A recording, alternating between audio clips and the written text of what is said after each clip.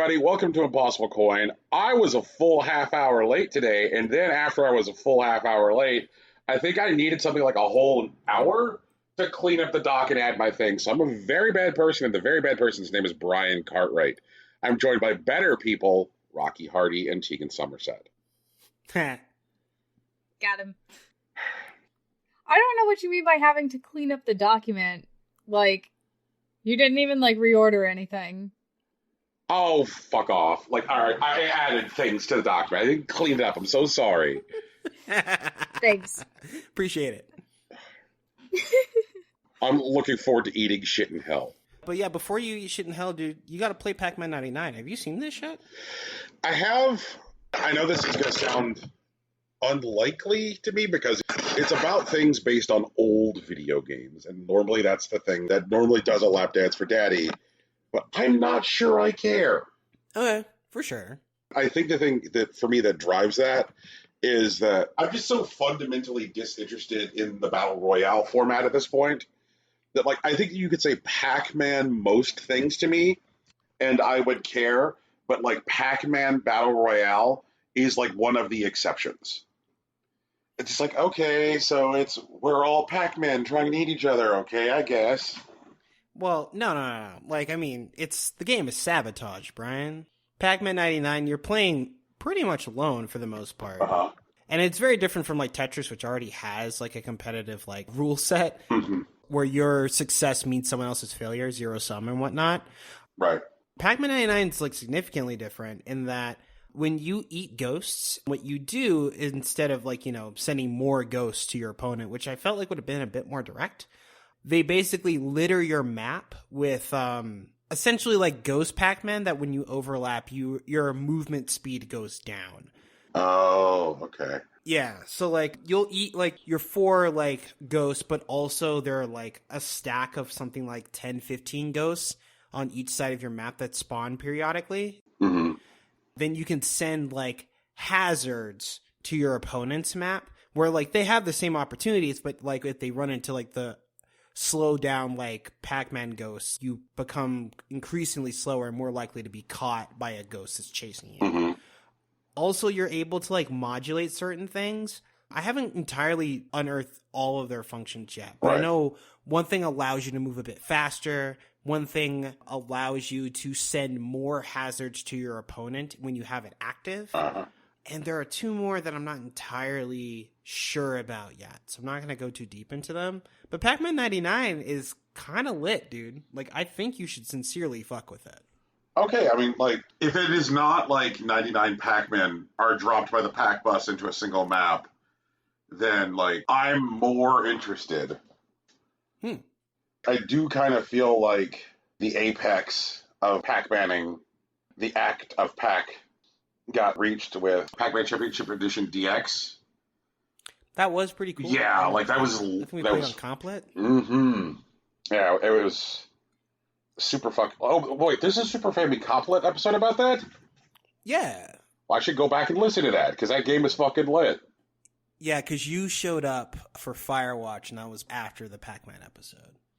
Yeah, Pac-Man Championship Edition DX is so good. It's just there was this point, this absolute renaissance, where Namco understood how to update the visuals for classic games without necessarily undercutting them or pulling away from the original lo-fi pixel style. And it just looks so good, and it sounds so good, and it's so fun to play. The only time since then that I've really felt like Pac-Man has offered me something new worth ingesting was that game Pac-Man 256. Yeah. Where, it's based on what happens when you get to the 256th board in Pac-Man and the game just, breaks. Yeah. Yeah, so, turning that into, a game which is both simultaneously Pac-Man and also Crossy Road was, fucking brilliant. I feel like one of the things with Championship Edition DX specifically is that I felt like it was so quiet a release, but with a better marketing push, it could have been their Tetris Effect. Yes. And it happened 5 years before Tetris Effect even happened, which is part of like the appeal. Like no one really paid attention to Championship DX unless you were already a Pac-Man stan or a retro like aficionado. Right. In fact, I probably wouldn't even have paid attention to it if like Joe was like, "Hey, we're playing Championship DX for this month of Complet." Like I would have never fucked with it. It was like an earnest reimagining of like a classic for like the modern age, which is something that should be done a bit more often, honestly, if you're going to make something new. And I think Pac-Man 99 has the potential, like arguably with like sustained support, could be something that feeds into that ethos. Okay, all right. That is now a very tall order, but it also something is now that demands my attention. So I'm sure you remember like when Pac-Man Championship Edition 2 came out and like it was just not as good.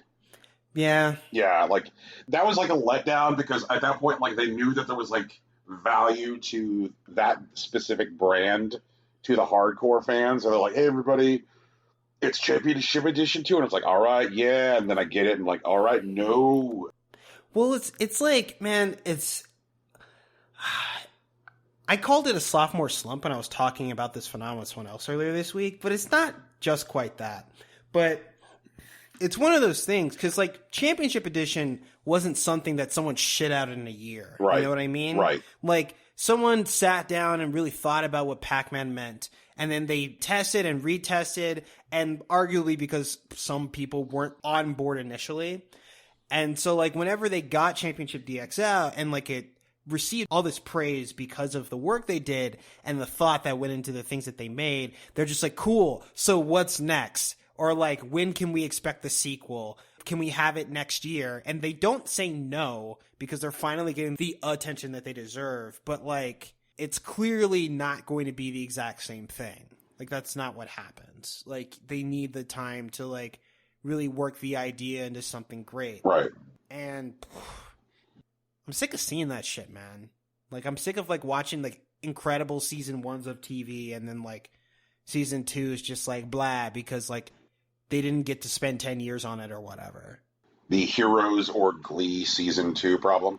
Fucking. You think that if you'd spent 10 years on season 1, you'd have an idea for season 2 anyway? You know? I'd agree with that, but like the magic isn't just the ideas. Like, it's almost certainly the execution, right? Like, it's literally the devil's in the details. And like, they've had 10 years to fish out the details. Like, the idea is there, and I'm not questioning that. Like, there's no world where you could tell me that, like, Pac-Man Championship DX2 is a bad idea. Like, it's just, it's not done yet. I don't know if it's the devs. I hope it's not. But, like, I feel like this is a publisher problem. Like, I need them to have the discipline to understand that the sequel's not done yet, and you can wait a bit longer because you want all the money anyways. Like, what's another year? Like, Jesus. This is something we don't know because there's nobody on this show who has taken the knee and been like, I guess I'll be the one to get Stadia. And like, I feel like that's fine because there hasn't really been much on Stadia to recommend doing that. But there was a Pac-Man game that was exclusive to Stadia. Right, yeah. Pac-Man Mega Tunnel Battle, which was a 64-player battle royal. Sure. And so, like, I wonder, is Pac-Man 99 Pac-Man Mega Tunnel Battle, but now, like, with a scaled-up player count? Because it doesn't have to rely on the continuous internet connection to literally do everything.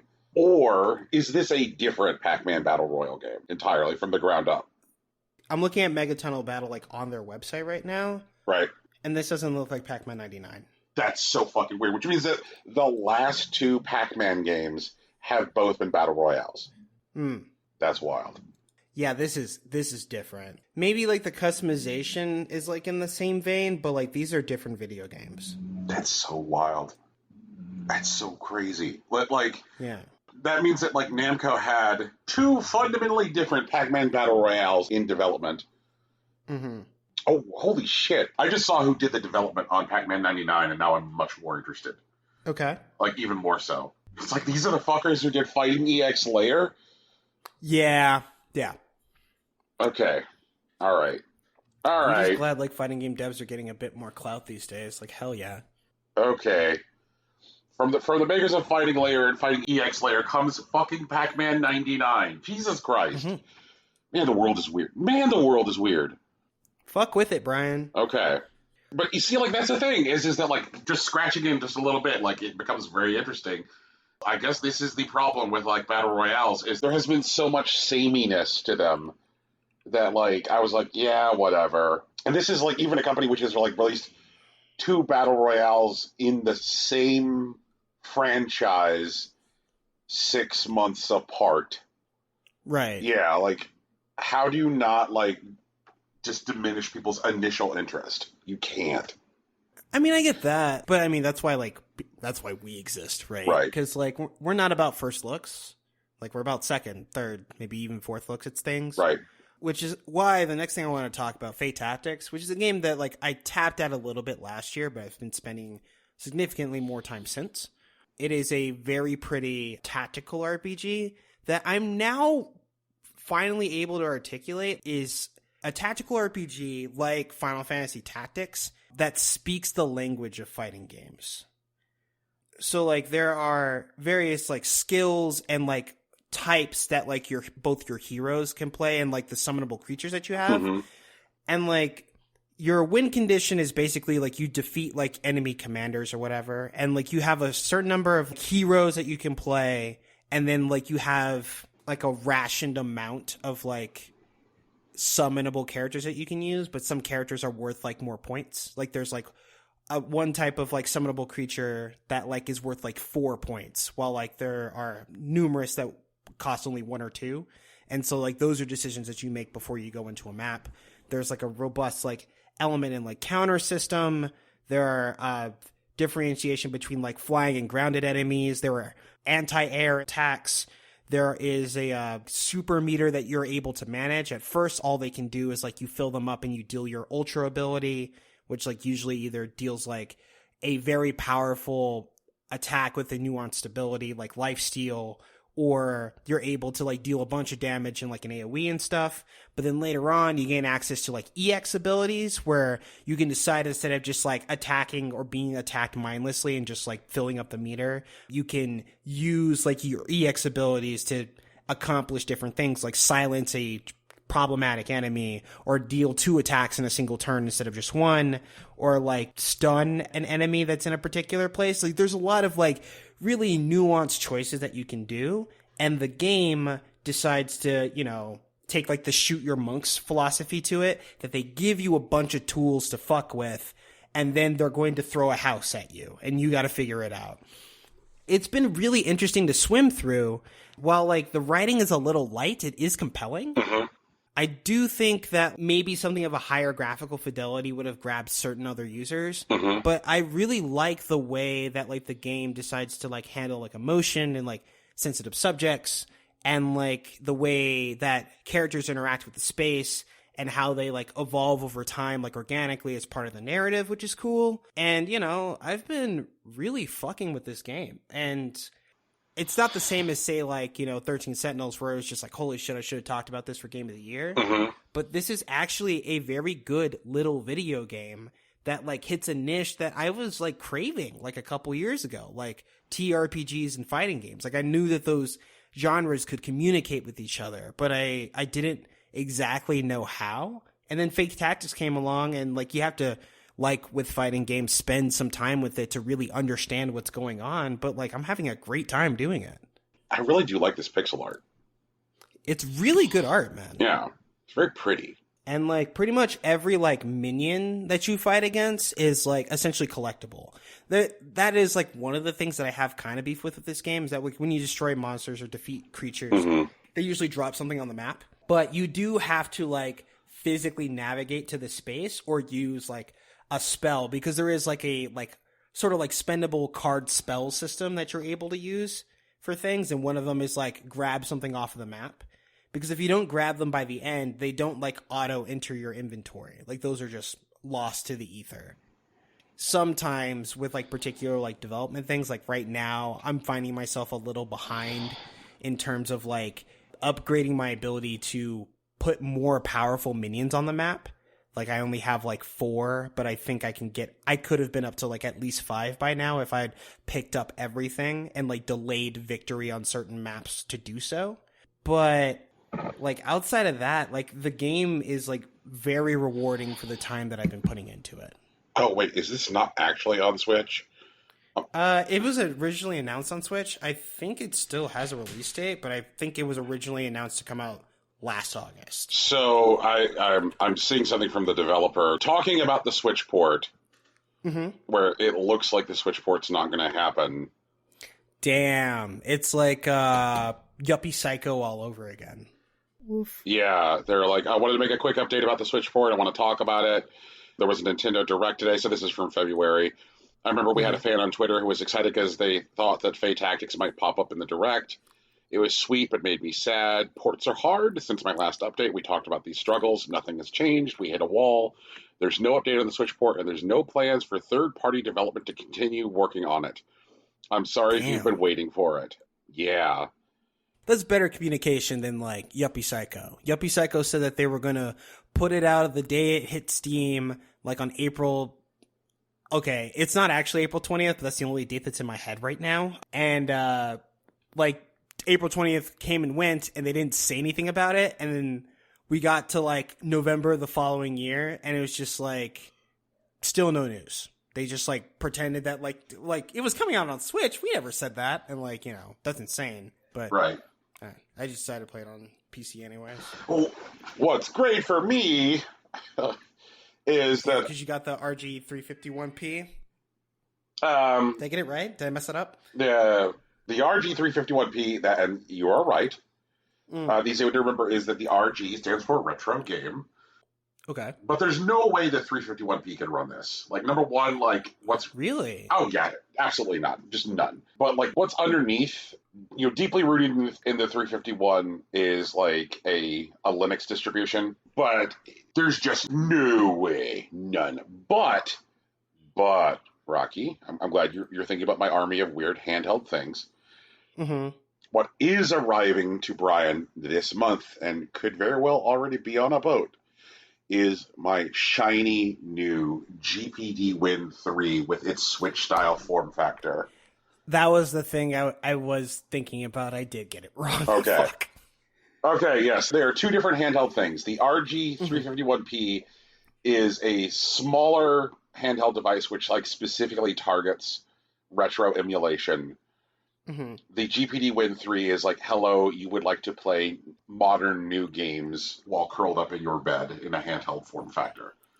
Right. Yes, that will have no problems with this. So, for sure. Which means that I could play this and Yuppie Psycho in a handheld form factor as intended. I mean, Yuppie Psycho is good. But, like, speaking of the GPD Win, I think there is one game that, like... I feel like you would be able to play it on it, but, like, you'd be playing it wrong. There's a game that's in early access on Steam that I dove into this week. It is a single-button, narrative-focused rhythm game called Rhythm Doctor, where you play a remote intern in an experimental treatment process where you help people with arrhythmias get back to a more stable heart rhythm using a machine communicated via, like, a tablet screen or something. Right. And you meet these, like, people, and, like, you know, they have songs in their hearts, you know, they have rhythms in their bones, and they're a little offbeat. And so, like, you basically play music with them while, like, hitting, like, a consistent beat. It's either, like, the 7th beat of the 7/8 or, like, the 2nd beat of, like, a double time. Mm-hmm. While, like, you know, their hearts are going all over the place. And the game plays all sorts of, like, visual tricks while, like, maintaining, like, an audio cue that you have to keep up with while tying you into, like, the stories of these various characters, like an insomniac samurai, a caffeine-addicted lo-fi DJ, a cigarette-smoking barista that works in, like, the gift shop, a young girl and young boy who, like, are falling for each other while they're both in the hospital, an elderly couple that are like recovering separately in different rooms, but they maintain contact, stuff like that. Right.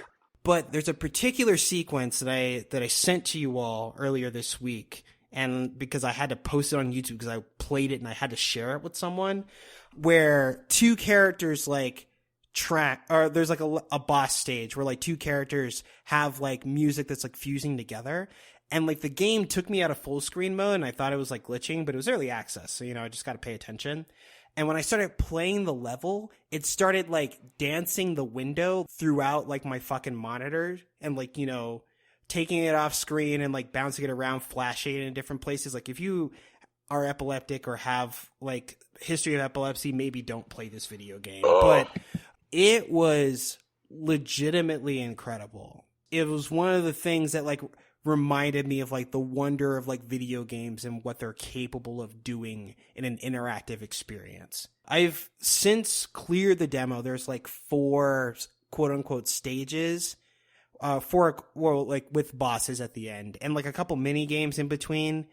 It's really, really fucking cool. So one of the things I enjoy with Rocky's primary gaming device, I guess transitioning to PC, is that like I have enjoyed, especially on days where I am working very long at work, where I will repeatedly get the pop-up, Rocky's doing a thing on Steam. Rocky's doing a thing on Steam. And like I've been absolutely fucking buried at work this week. But the number of notifications I've gotten, which is just Rocky's playing Rhythm Doctor, Rocky's playing fucking Rhythm Doctor, Rocky's playing Rhythm Doctor, again, all caps. It's been a lot. It's been a serious lot. Yeah, man. It's a really cool game, though. And like, I definitely got that notification enough, and I watched the clip that you sent us, that I went and like looked at more, like Rhythm Doctor. I was like, holy shit, like this looks cool. So I have a question, Rocky, because you said that there's something that I should not play on a GPD win. So like, if I'm playing the game docked, you think it's a bad experience, like a bad idea to play this game docked? I don't think it's a bad idea, and like, because I think it's still the game. Because the reason I know the difference is what I've also taken to doing is like recording my gameplay like as a rule when I'm playing on PC. Okay.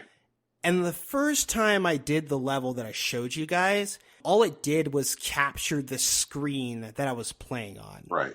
Instead of, so like it just like recorded like the Rhythm Doctor window. Right. So like it still did all like the funky stuff there, but like in stationary, which is interesting, but not necessarily innovative, or like specifically like omits the innovation that I found interesting about that particular level.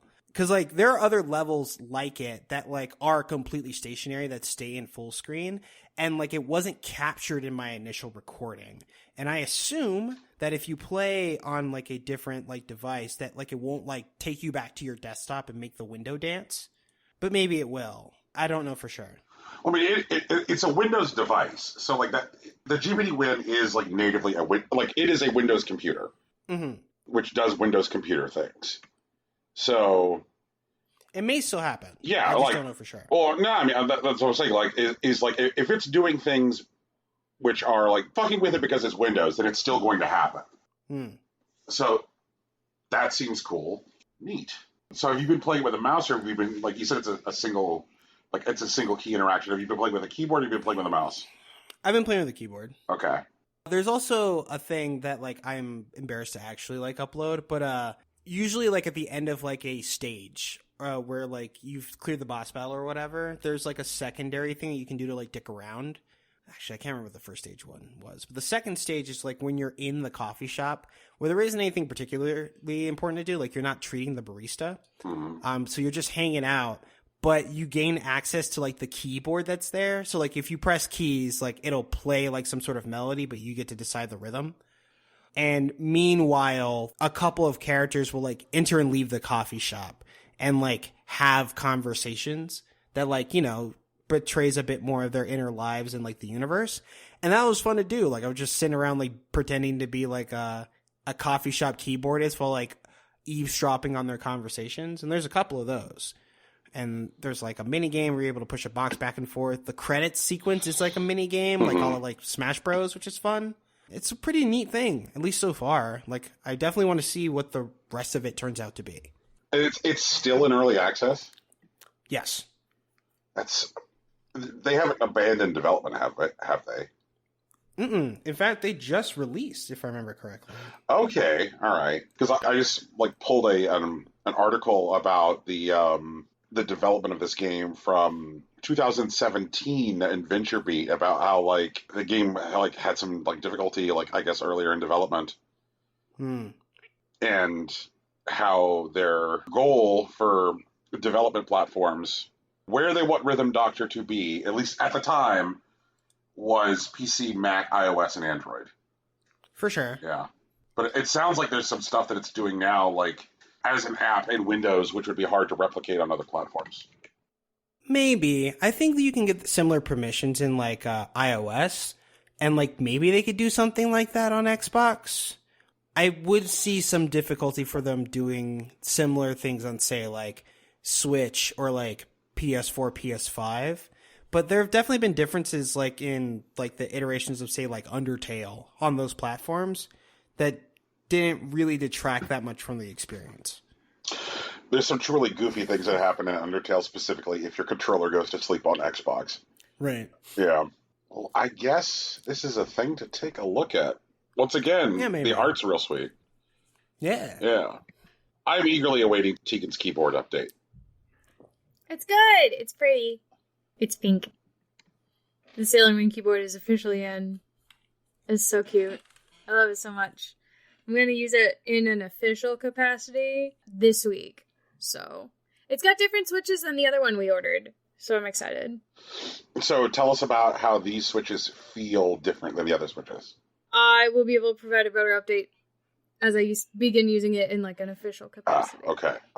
Because basically what I did was I set it up, I plugged it into my computer, I made sure that it read with my work laptop, and that was it. But this week I've got a lot of testing stuff to do, so I'll be doing a lot of typing. Okay.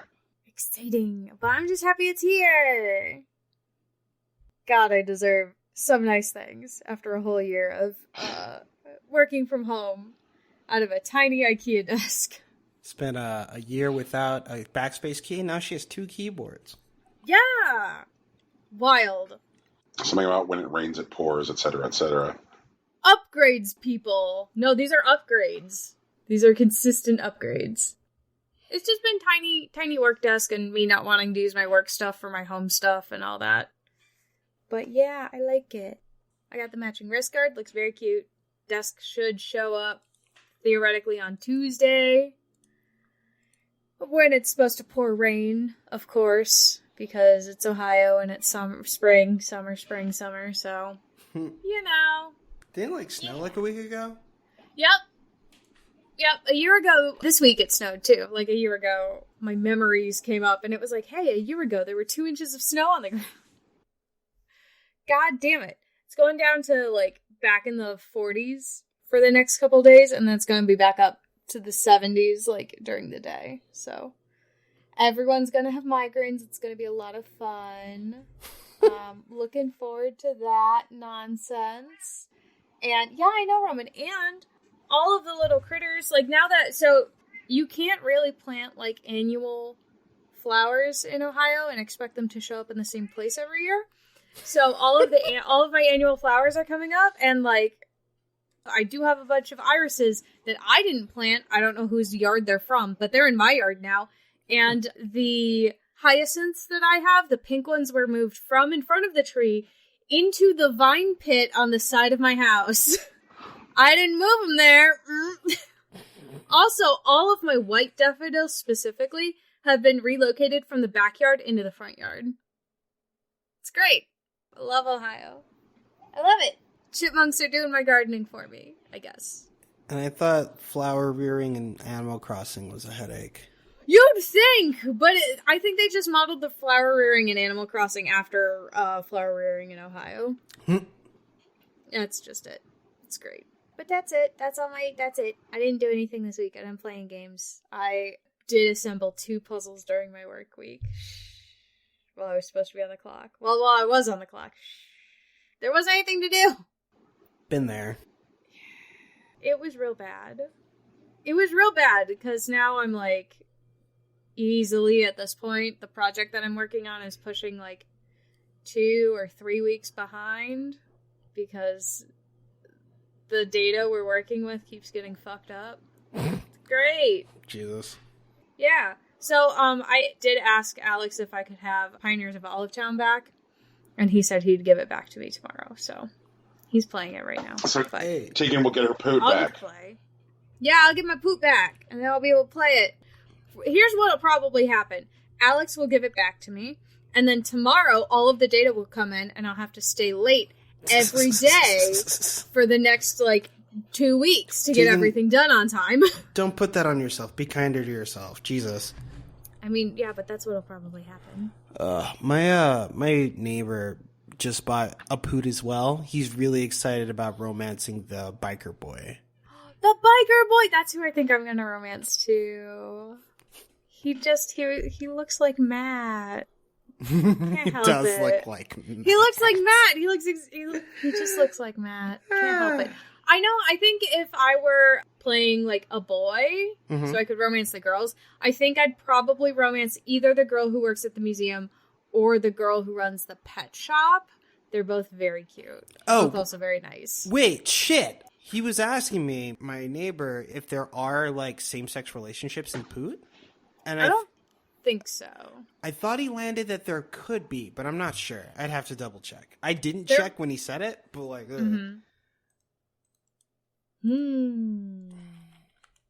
don't know. I don't think so. It's People of Olive Town? Pioneers of Olive Town. Thank you. Yes, same-sex relationships are included in Pioneers of Olive Town, which means that all 10 marriage candidates are available to you no matter what the gender you chose for the protagonist. Oh, maybe. Maybe. Oh, no. Tegan's choice is Who am I gonna double. pick Let's then? go. Oh, no. But Matt's so cool. Oh, fuck. All right. Well, I'll have to think about it. This is what multiple save slots are for, Tegan. You're absolutely correct. Oh, I'll find out. All right. Yep. Now I gotta do research on the Bachelorettes too. Fuck me. I believe. All right. Find me the best Bachelorette, Tegan. Find me the one that wears the most sundresses. Okay. Thank you. I'm kind of troubled at how closely related those two data points are. As if the best Bachelorette is the one who wears the most sundresses. Okay. Is that what you're saying, Rocky? I mean, it's also accurate, but you know. I think you would also like Raina, who is the girl who works at the museum. I'm interested. Does she wear Coke bottle glasses? No, she Damn. does not wear Coke bottle glasses, but she wears kind of like a really neat hippie print dress. Okay. She's very cute. Here, on tall boots. Tall boots. I'll show her. I'm a fan of tall boots. Oh, yeah. I've Yep. dated this girl before. I'm in. Yeah, she's cute. Here are her. That's how tall her boots are. Yeah, Tall boots. those are thigh-high boots, yes. Yeah. I think this is the other one you'd probably like. Her name is Laura. She's like a tour guide. She's very sporty. Okay.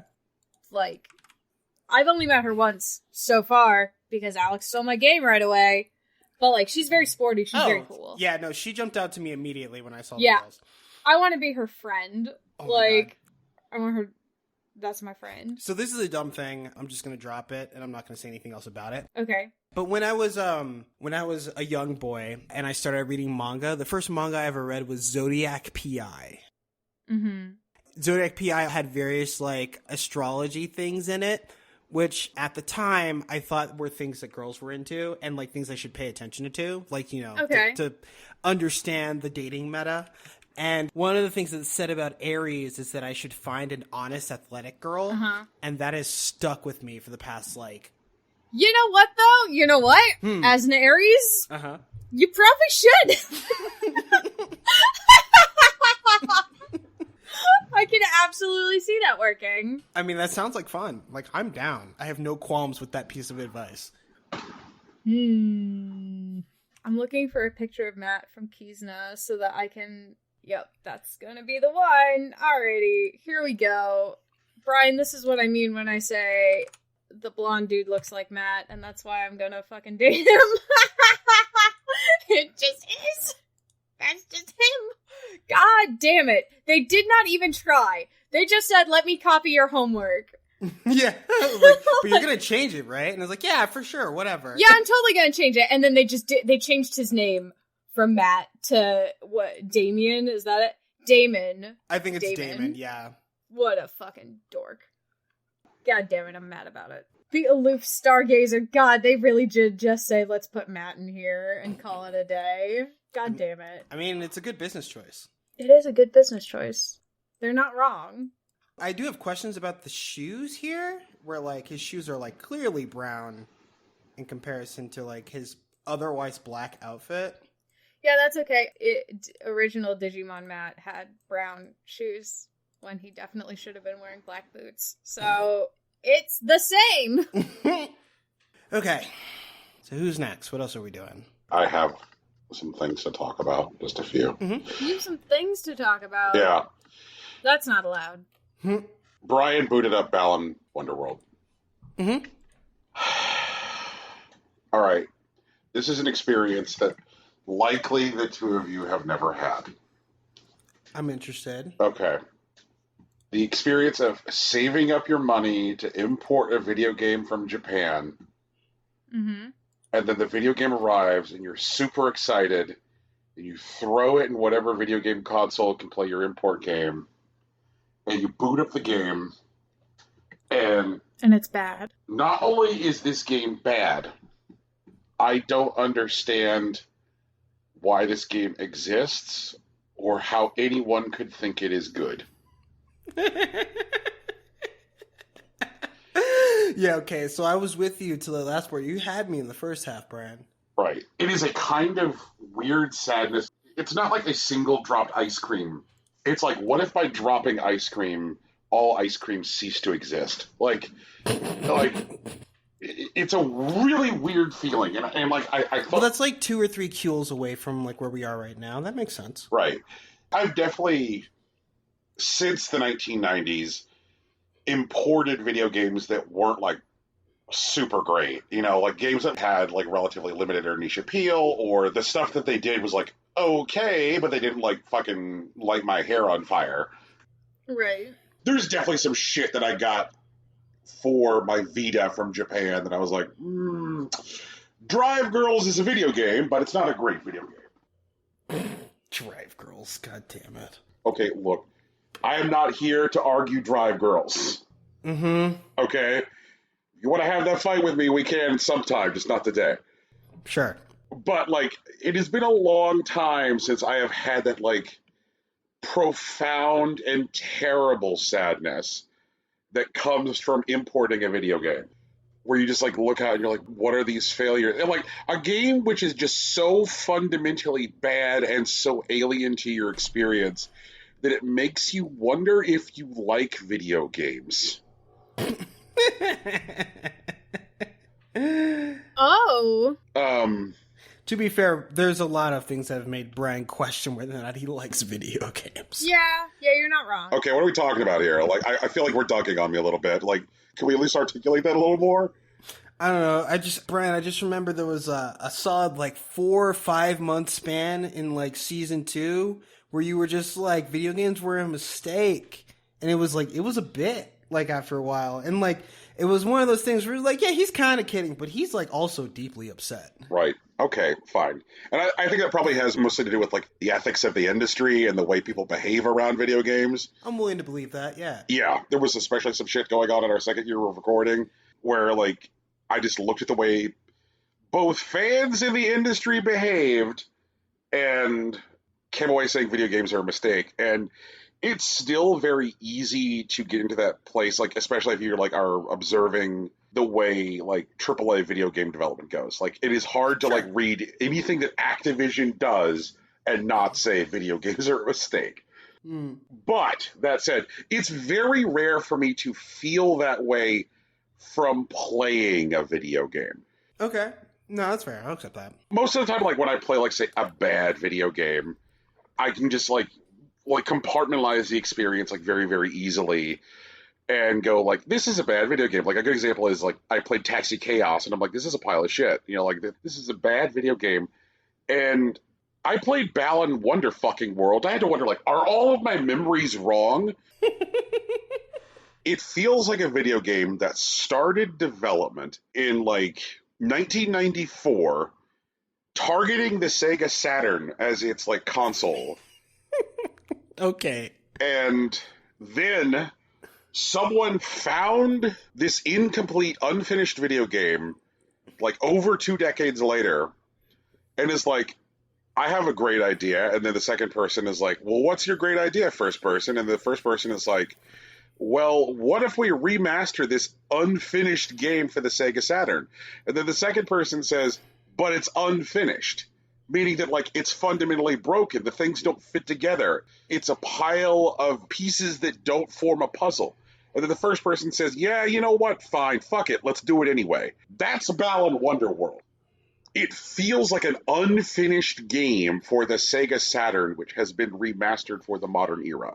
It is a weird nightmare. The game said to me, do you want to play this game in English? And I said, sure, game, I'll play you in English. I guess what they left out is that, like, it really doesn't fucking matter, like, what language you select, because there's so little in, like, the way of, like, meaningful text or verbal communication. Like, the way this game communicates at you, it might as well just go repeatedly, because you're going to get, like, the same... Okay, so the first world, there's a farmer, right? And the game is just like, farmer! And the name of the world is something like, the man who stared into the face of the storm. Or something like equally overly dramatic. And it's just like, what the fuck? He's a farmer. He's literally wearing overalls. What is going on? He may have stared into a storm. You don't know that about him, Brian. And then there's like these these just... I fucking can't. Like, I can't. And I really don't even know where to start with this game. Mm-hmm. So one of the games that came out in the last several years that I absolutely adored, one of my favorite games in the Switch's catalog is Super Mario Odyssey. I fucking love Super Mario Odyssey. It is like such a great collection of good ideas executed well, right? Let the record reflect that Brian fought fervently to keep Super Mario Odyssey off of the Game of the Year top 10. He did! True story. As I have said, I should be tried for war crimes before The Hague, and I am a bad person. I have also repeatedly said I should eat shit in hell. You know, like... It was just really funny to me, because I was just like, damn, why are you so mad about Super Mario Odyssey? It was fun. I had a good time. And, like, okay... Jesus Christ. I will not derail myself. I will not go look at our top 10. Yeah, no. Balan Wonderworld, we're doing a thing. Go ahead. Okay. Was it that there was something that I needed to get onto the top 10 or something that I was fighting to keep out? You were fighting to keep it out. In fact, I think I can remember you saying that the only good thing about it was the music. Oh, fuck off. I was never that far up my own ass.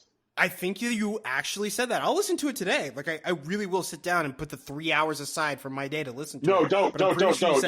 You don't need to suffer that way. I should suffer that way. You should both suffer that way. Tegan's just out here wishing suffering on people. We'll do it together, Brian. Oh, God. Make it a watch-along, except it's a listen-along. It's a listen-along. We're just listening to us yell about games from 3-4 years ago. Jesus Christ. Can't wait. That is top tier quality. That is the most... Let's do it. That's really up our asses. That is the most podcast thing to do. That's podcast inception. Jesus. Anyway, Super Mario Odyssey is a very good video game. Mm-hmm. Yeah, absolutely. So, moving in Balan Wonderworld, okay, Rocky, you know that feeling when you eat an edible and you're like, this edible ain't shit? And then it hits you like, a half hour later, you're like, oh my God, where are my hands? Right. Yeah. Imagine if a video game was able to replicate that sensation of movement. Some people would pay good money for that. Okay. But when your brain still doesn't realize the edible is hit, but the edible is hit? Like, there's that, 5 to 10 minutes where you're just like, what's wrong with me? And you don't yet realize it's the drugs. Okay, yeah, that's a bad time. 100%. I totally get that. Okay, that's Balan Wonderworld. Jesus. Okay. There's times where I'm just like, am I not supposed to be able to jump higher? And I would like back up and like, and like just like the range of motion of the character, the speed the character moves, the way the character interacts with things like momentum, like everything about moving the character feels awful. God. So you just see this like bright, beautiful, engaging world. And you're like, look at this beautiful world. And you see all these like NPCs. Every time you get close to an NPC, they just disappear. They just cease to exist. Like, I'm not even kidding. Hey, Brian, I have a question. Yes. That's how NPCs should work in real life. Jesus. What if this was a play? This is Yuji Naka, right? I have that name right? Yes. Okay, what if this is a play by Yuji Naka after seeing what happened with Dandara, where they're just trying to get, like, their proof of concept out there, and, like, they're willing to stomach, like, everyone hating their game in hopes of, like, getting a publisher in the secondary market to give them more money so they can fix the movement. Okay, but here's the thing, is that, like, that's not going to happen here. Okay. For a variety of reasons. I'm listening. One is that, like, there's big money involved in the development of this game in the first place. That's true. Right. I believe you. Yeah, so, like, this is not like Yuji Naka ran a Kickstarter and the game came out and it's pretty shitty, but some major publisher is going to come along and be like, hey, here's what are essentially completion funds. Like, You're saying we're closer to, like, a Mighty Number 9 situation here. Yeah, like Okay. I mean, Square Enix paid for this. They did. That's true. They wrote a check and said, go make this happen. And I think the thing that just... so like the NPCs all disappear. Like you get close to them and you're like, why? So there's like this moment, right, where like there's these like 4 like large like metal spikes in the ground. And the spikes appear to be just taller than the range of a costume that you've got. Because, like, each costume has different abilities. Right. The abilities are all bad. Damn, all of them? Yes. None of them are fun. It's all bad. Anyway. And they're like 80 abilities or some shit. They're just all terrible. They all suck. Anyway. But you've just got, like, this, like fucking, like, pig. And the pig has got, like, a kind of, like, hang in the air toad jump from like the Mario franchise, you know, like where like you're running on the air like Wile E. Coyote and shit. Yeah, you know how like Princess Peach is more of like a floaty hang, and Toad is more of like a like pumping his legs hang, and like right. they feel different. Again, like my entire narrative here assumes that people have played a good platformer in their lives. I mean, they know what good platforming feels like. Like this was someone's like first platformer, and like I thought Balan Wonderworld was pretty cool. Jesus Christ! So you've just gotten this fucking pig costume. Yeah. And it's like, you know how like the architecture of training in video games works. So like, if you've just gotten a thing that like, you assume that it's the thing that you're supposed to do right now. Yeah, you're thrown into like a best case scenario situation. Yeah, and so I'm like, I assume then what I need to do is get on top of these metal spikes somehow and stomp them into the ground, because the pig's costume ability is like a Mario-style butt stomp. When you're in the air, you hit jump again, and he butt stomps. So I finally find a way on top of the metal spikes, and I attempt to stomp them, and they're like, nope, these are unstoppable objects. These cannot be made lower. And I'm like, okay. And so then I go between the spikes, and this like large rolling ball proceeds to roll toward me. And I'm like, okay, that's no good. And so then I go back between the spikes so that way the thing can't hit me. And then I discover that the hitbox of the large rolling ball extends to the shadow of it, and not the object itself. Its hitbox encompasses its entire shadow, and the shadow of the ball, which is falling on my side of the metal spikes, touches me, and Pig Me just falls over dead. That's insane. Yes. So then I'm like, hey, Brian? Yeah? I'd like for you to commit right now on this podcast to a bonus episode of platformers that people should play instead of Balan Wonderworld. I would be happy to do that. This game is just a nightmare of trash. So then I'm like, okay, well, what do I do in this situation? I'm like, am I supposed to try and like get on top of the ball and stomp it? So I get back on top of the spikes after I've triggered the ball to roll, and I try and stomp the ball. It instantly kills me to touch the ball from the top. I'm like, that makes no sense. I'm like, am I supposed to stomp beside it while it's still in motion to divert its path? Like, these are all things that people would do if they played platformers. And it's like, no, that doesn't work either, dog. And so then the eventual solution to this, check this out. The ball follows no rules of physics whatsoever. It just follows you. The ball is just tied to your position. So you just go on the other side of like a large pit, and the thing just falls into it, like as if this was a pinball board, and it activates a bonus mode and opens a door for you.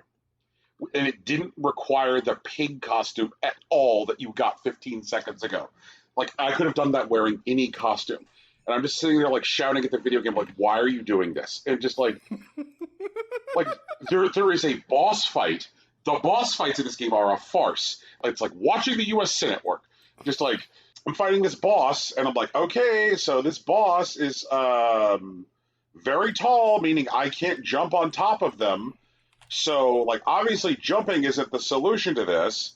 Unless I do one of two things. At this point, I've already got like a costume which is called Elastabend, where when you press the jump button, it makes your character very, very tall.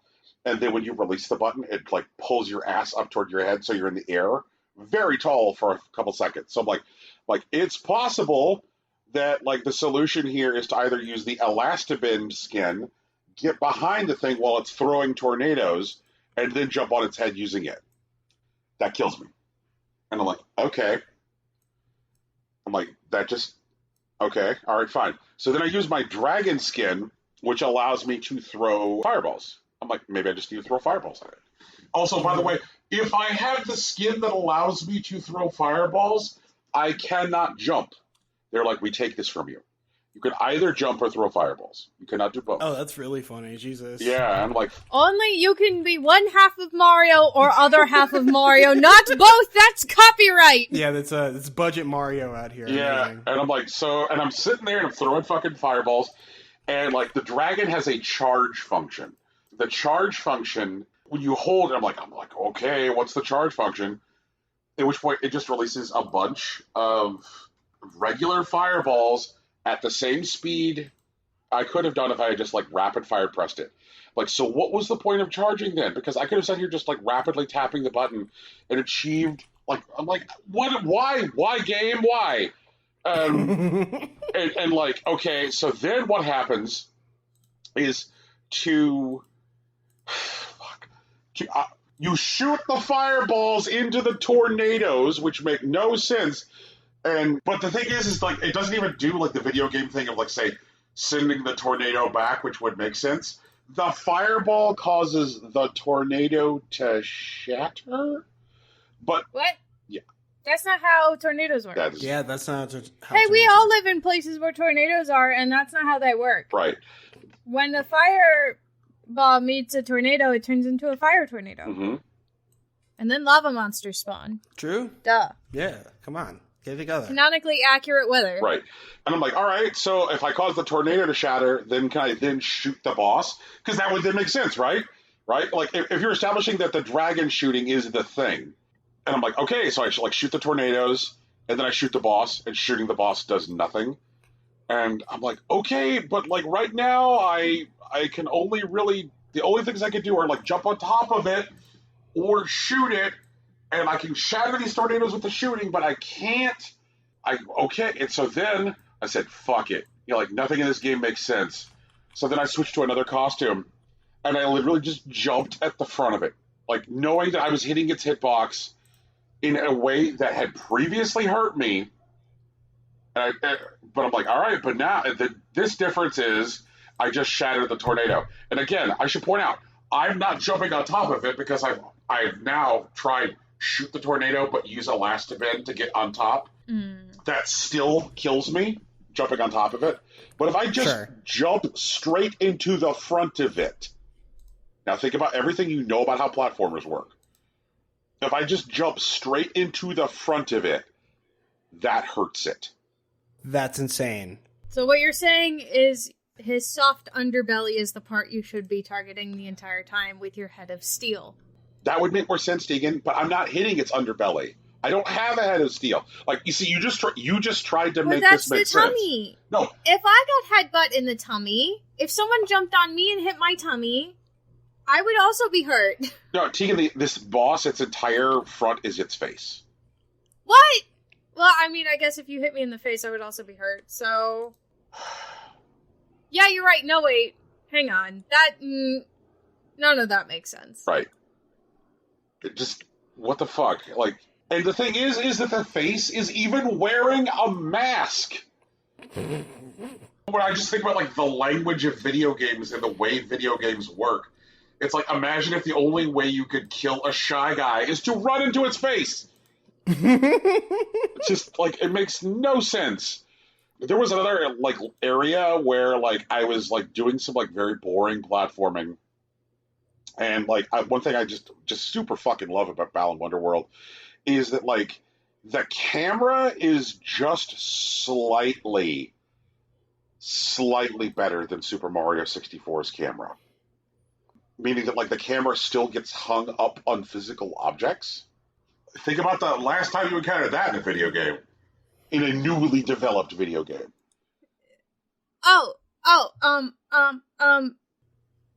Fuck. I forgot the name. Phoenix Rising! I forgot the name of it for a second. I should be tried for my war crimes. I'm a terrible person. Immortals Phoenix Rising. Okay. Yeah. Okay, I should be frozen in carbonite and then have that carbonite flung into space. Anyway. Basically. It's okay, though. Fuck that game. Yeah, it's terrible. I believe you. Tell me about Alba, Brian. All right. Here is a video game which is not terrible. Mm-hmm. Alba, a wildlife adventure. I finished it. Shoutouts. Yeah, it's so sweet. It's so fun. I very, very strongly recommend this game. It is available for Switch, so fucking go download it. It came out December 18th last year. I stand by the idea that initial sense of wonder you have on Outset Island in Wind Waker, Alba just feels like that as a whole game. I'm intrigued. Okay.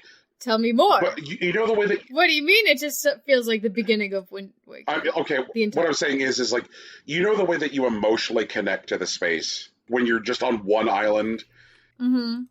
Before things go sideways in Wind Waker, you feel like a kid on an island, right? Yeah, and the island seems so big, and then you find out it's really small. Right. Yeah. Right. Yeah. So, like, take that kind of emotional connection to the space, like a kid and a sense of wonder, the way the island feels big to you as a player, but you understand that it's a small thing. Connect that to, Pokemon Snap style mechanics, where, like, one of the most important things to do is photograph wildlife. You're just wandering this island, like, taking pictures of animals, and the way it connects you to the space and the way it connects you to the world is just so beautiful. And it's like the game is like very, very like earnestly about a sense of community, because like, as Alba wanders the island and like meets the people in town and learns what their priorities are, the game is like very strongly about like communities coming together and communities deciding what's important and why people do some of the things that they do. Like the mayor has approved like the building of a hotel in like the wildlife reserve, and so like our little sweet heroine Alba is like, I'm going to stop them building the hotel because I'm going to get a petition. I'm going to get 50 signatures and that'll stop the giant hotel. That's adorable. Yeah. That's the big, like, arc of this game, like, Alba's petition. You, like, run around, like, picking up these little small, like, action RPG-style side quests, and then, like, you help people on the island, and they're like, thank you, Alba, so much. I'll sign your petition. And it just feels so good, and, like, everything you do in the game is just, like, so emotionally rewarding. It's such a happy space. And there's a thing that you want to do in the game very, very badly, which is to photograph a lynx. Because you remember when you visited the island when you were even younger, because like what you're there to do is to like visit your grandpa and grandma, right? That's why you're on the island for a week. And you remember when you were like younger. The very beginning of the game is like you when you're like 2 or 3, and you're just toddling everywhere with like, I guess even younger than that, but like somewhere between like 18 months to 2 years, and like everywhere you're toddling, you're holding your arms out for balance, and you like see a lynx in the distance, and you now want to photograph a lynx. Like one of the big like emotional payoffs of the game, and one of the big like emotional climaxes of the game is like when Alba finally gets to photograph like a European lynx, and not only like there's the lynx, but like it turns out that the lynx was like a female, and that she has like a little pride of kittens. And so you see like all these little baby lynxes, and it's so good. I can't think of many other games that I've played very, very recently that are just like from start to finish something that feels like an action RPG and like the way it's played, but is like a pure ray of fucking hopeful sunshine. It's so good. Please, please, please go grab this for your Switch and play it, because based on the way we start and stop like our periods of consideration for Game of the Year, we are going to talk about this game. It's wonderful. I'm so glad I finished it. And when you reach the end of the main quest and the story comes to a conclusion, the game's like, hey, there's still some wildlife out there that you didn't photograph and some side quests you didn't do. We'll open the island back up for you to go finish that stuff up if you'd like. And I was like, it's great. Cool. Because I was worried about stuff that was like undone as I was kind of like barreling toward the conclusion of the main story. And that it lets me do that is very cool, because I do want to get back in there and photograph the wildlife that I didn't find and finish doing repairs to the nature reserve. Very fun game. Tegan, Yeah, this honestly sounds exactly like something I definitely need to play. Yes. Like, immediately. Yes. So. Like, I'm not sure if you've run down I will definitely take the time to advance. Okay. Like, invest. I'm not sure if you've run down some screenshots, but like, it's so pretty and so good. Yeah, this is one of the ones that had, like, piqued my interest during Showcase Direct stuff. Yep. But I just haven't played anything. Yep. Right. All right, let me move on to another game. I also played Simon's Cat Story Time. Like Simon the Cat? Yeah. Little white blob cat, very cute. Yes. I like him. Yes. Well, he got a video game now. It's a color matching puzzle game. Mm-hmm. Because remember, Simon's the owner. It's Simon's cat. Right. It's about, like, Simon's neighborhood finding out that someone wants to bulldoze their neighborhood park and put in some bullshit. And so, like, the neighborhood coming together to stop the bullshit. There's lots of stuff with, like, the various, like, neighbor kitties, like, playing in the garden and playing in the park while the people are doing work. And, like, the way the work is advanced is through, like, these color matching puzzles. This is not a match 3 style puzzler. This has more in common with, like, the way it works with, like, color and chained effects to Puzzle Fighter. Where like the removal of this piece is now going to trigger this like chain reaction, and you can create these superpower blocks which will trigger like one specific kind of like powerful effect. Like if you remove between 5 and 7 blocks all at once, and you remove blocks by clicking on a block of a single color, which is beside another block of the same color. So if you create a situation where you have 5 or 7 blocks together of the same color, then it creates a rocket. And rockets either shoot horizontally or vertically, removing an entire row. But if you get 2 rockets beside each other, then it will explode and create an X, both shooting vertically and horizontally. If you get 8 blocks together, then it creates a bomb, and a bomb has just like a large radius and explodes like out like 10 blocks worth in every direction. But if you get like a bomb and a rocket together, then it will make the bomb's effect move either vertically or horizontally. Okay, so it's basically just like Candy Crush. I want to say no, because the thing is that like Candy Crush's hooks are all designed around making you get money out of your wallet. Like Candy Crush is designed to not be able to be like essentially executed by humans. It is a Skinner box. It's a well-designed Skinner box, but it is a Skinner box. Well, like, I mean, all the power-ups react in the same ways that they do as Candy Crush. Okay, that may very well be true. But then I guess it just means that, like, Candy Crush is, like aping older color removal puzzle games. It'd be kind of interesting at some point to kind of, like, talk about Candy Crush in the context of, like, older stuff like Bejeweled or Puzzle Fighter. So, like, there's some additional stuff going on in this game where, like, because it's all, like, essentially taking place outside in a garden, where you're doing things like, you're trying to get, like, as many bees to, like, feed on flowers as possible. We're sort of, like, line the sides of levels with flowers which have, like, bees on them. And, like, if a bee flies away, then another bee will come take its place. And so, like, part of the goal is to, like, you might get a level where you're like, okay, you have to clear this many blocks of this color, but you also have to, like, blow on this many dandelions, and then you also have to, like, and pop bubbles, and break rocks, and get bees to, like, come into flowers. And, like, every one of these is going to require you to do different kinds of things. It's really refreshing to, like, play one of these kind of games which has no monetary hooks in it whatsoever. It's just like, yeah, like, this game was designed and balanced to not include money. And it's doing so with, like, an IP that I enjoy. Like, and it has this, like, very, very satisfying, like, mellow jazz soundtrack. A lot of playful saxophone on the soundtrack. Also, that little cute white blob cat is very satisfying when you make big combinations with the colors. It's a good thing that I can, like, pick up and, like, play for, like, 10 minutes if that's all I've got. Yeah. Very cute. Very satisfying. Good puzzler. Also played Say No More. Oh, I saw some of that. Yeah. Saw, like, an advert for that where you just, like, shout no at people. You're like an intern in an office or something. Right. And then they, like, die or something. They get, like, blown back physically. So, Say No More. This is another strong reco. I picked this game up because I saw Jonathan Holmes talking about this. If you're the right age of video game consumer to remember that sweet boy Jonathan Holmes being a person who you read, then, like, you're going to know, like, what kind of game this is. So, like, Say No More is a game about yelling no at people. And in the game, you are an intern who starts at a company, and at the company, saying the word no is forbidden. You're not allowed to say no at things.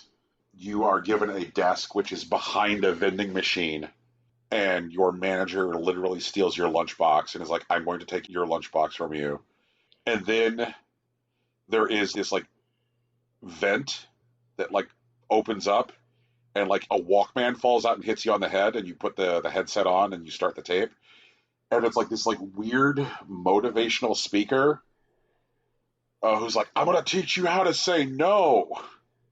He's like, all you need is this cassette and the will to say no. And so you start, like, running around saying no to people. And the game becomes, like, increasingly, like, ridiculous in its, like, scale of, like, effects for, like, what happens when you say no. Like, I will say that, like, eventually at one point the game has you charge up the entire power of the world. Like, you have everyone on planet Earth summoning the ability to say no at the same time to knock over the CEO of this corporation and make the CEO realize that, like, capitalism is inherently dehumanizing.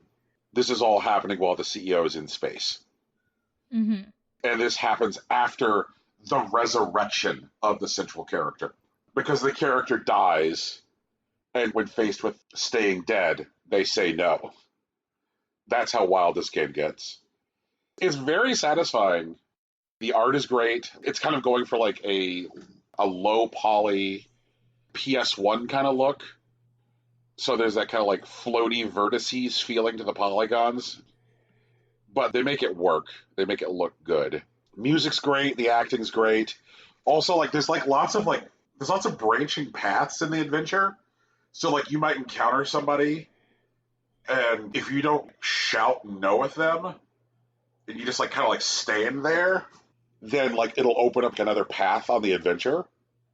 Also, there's, like, different things you can do to people before you shout no at them, where you can either, like, laugh at them, or you can, like, slow clap at them, or you can go, to kind of, like, imply that you're going to say yes, kind of like get their hopes up.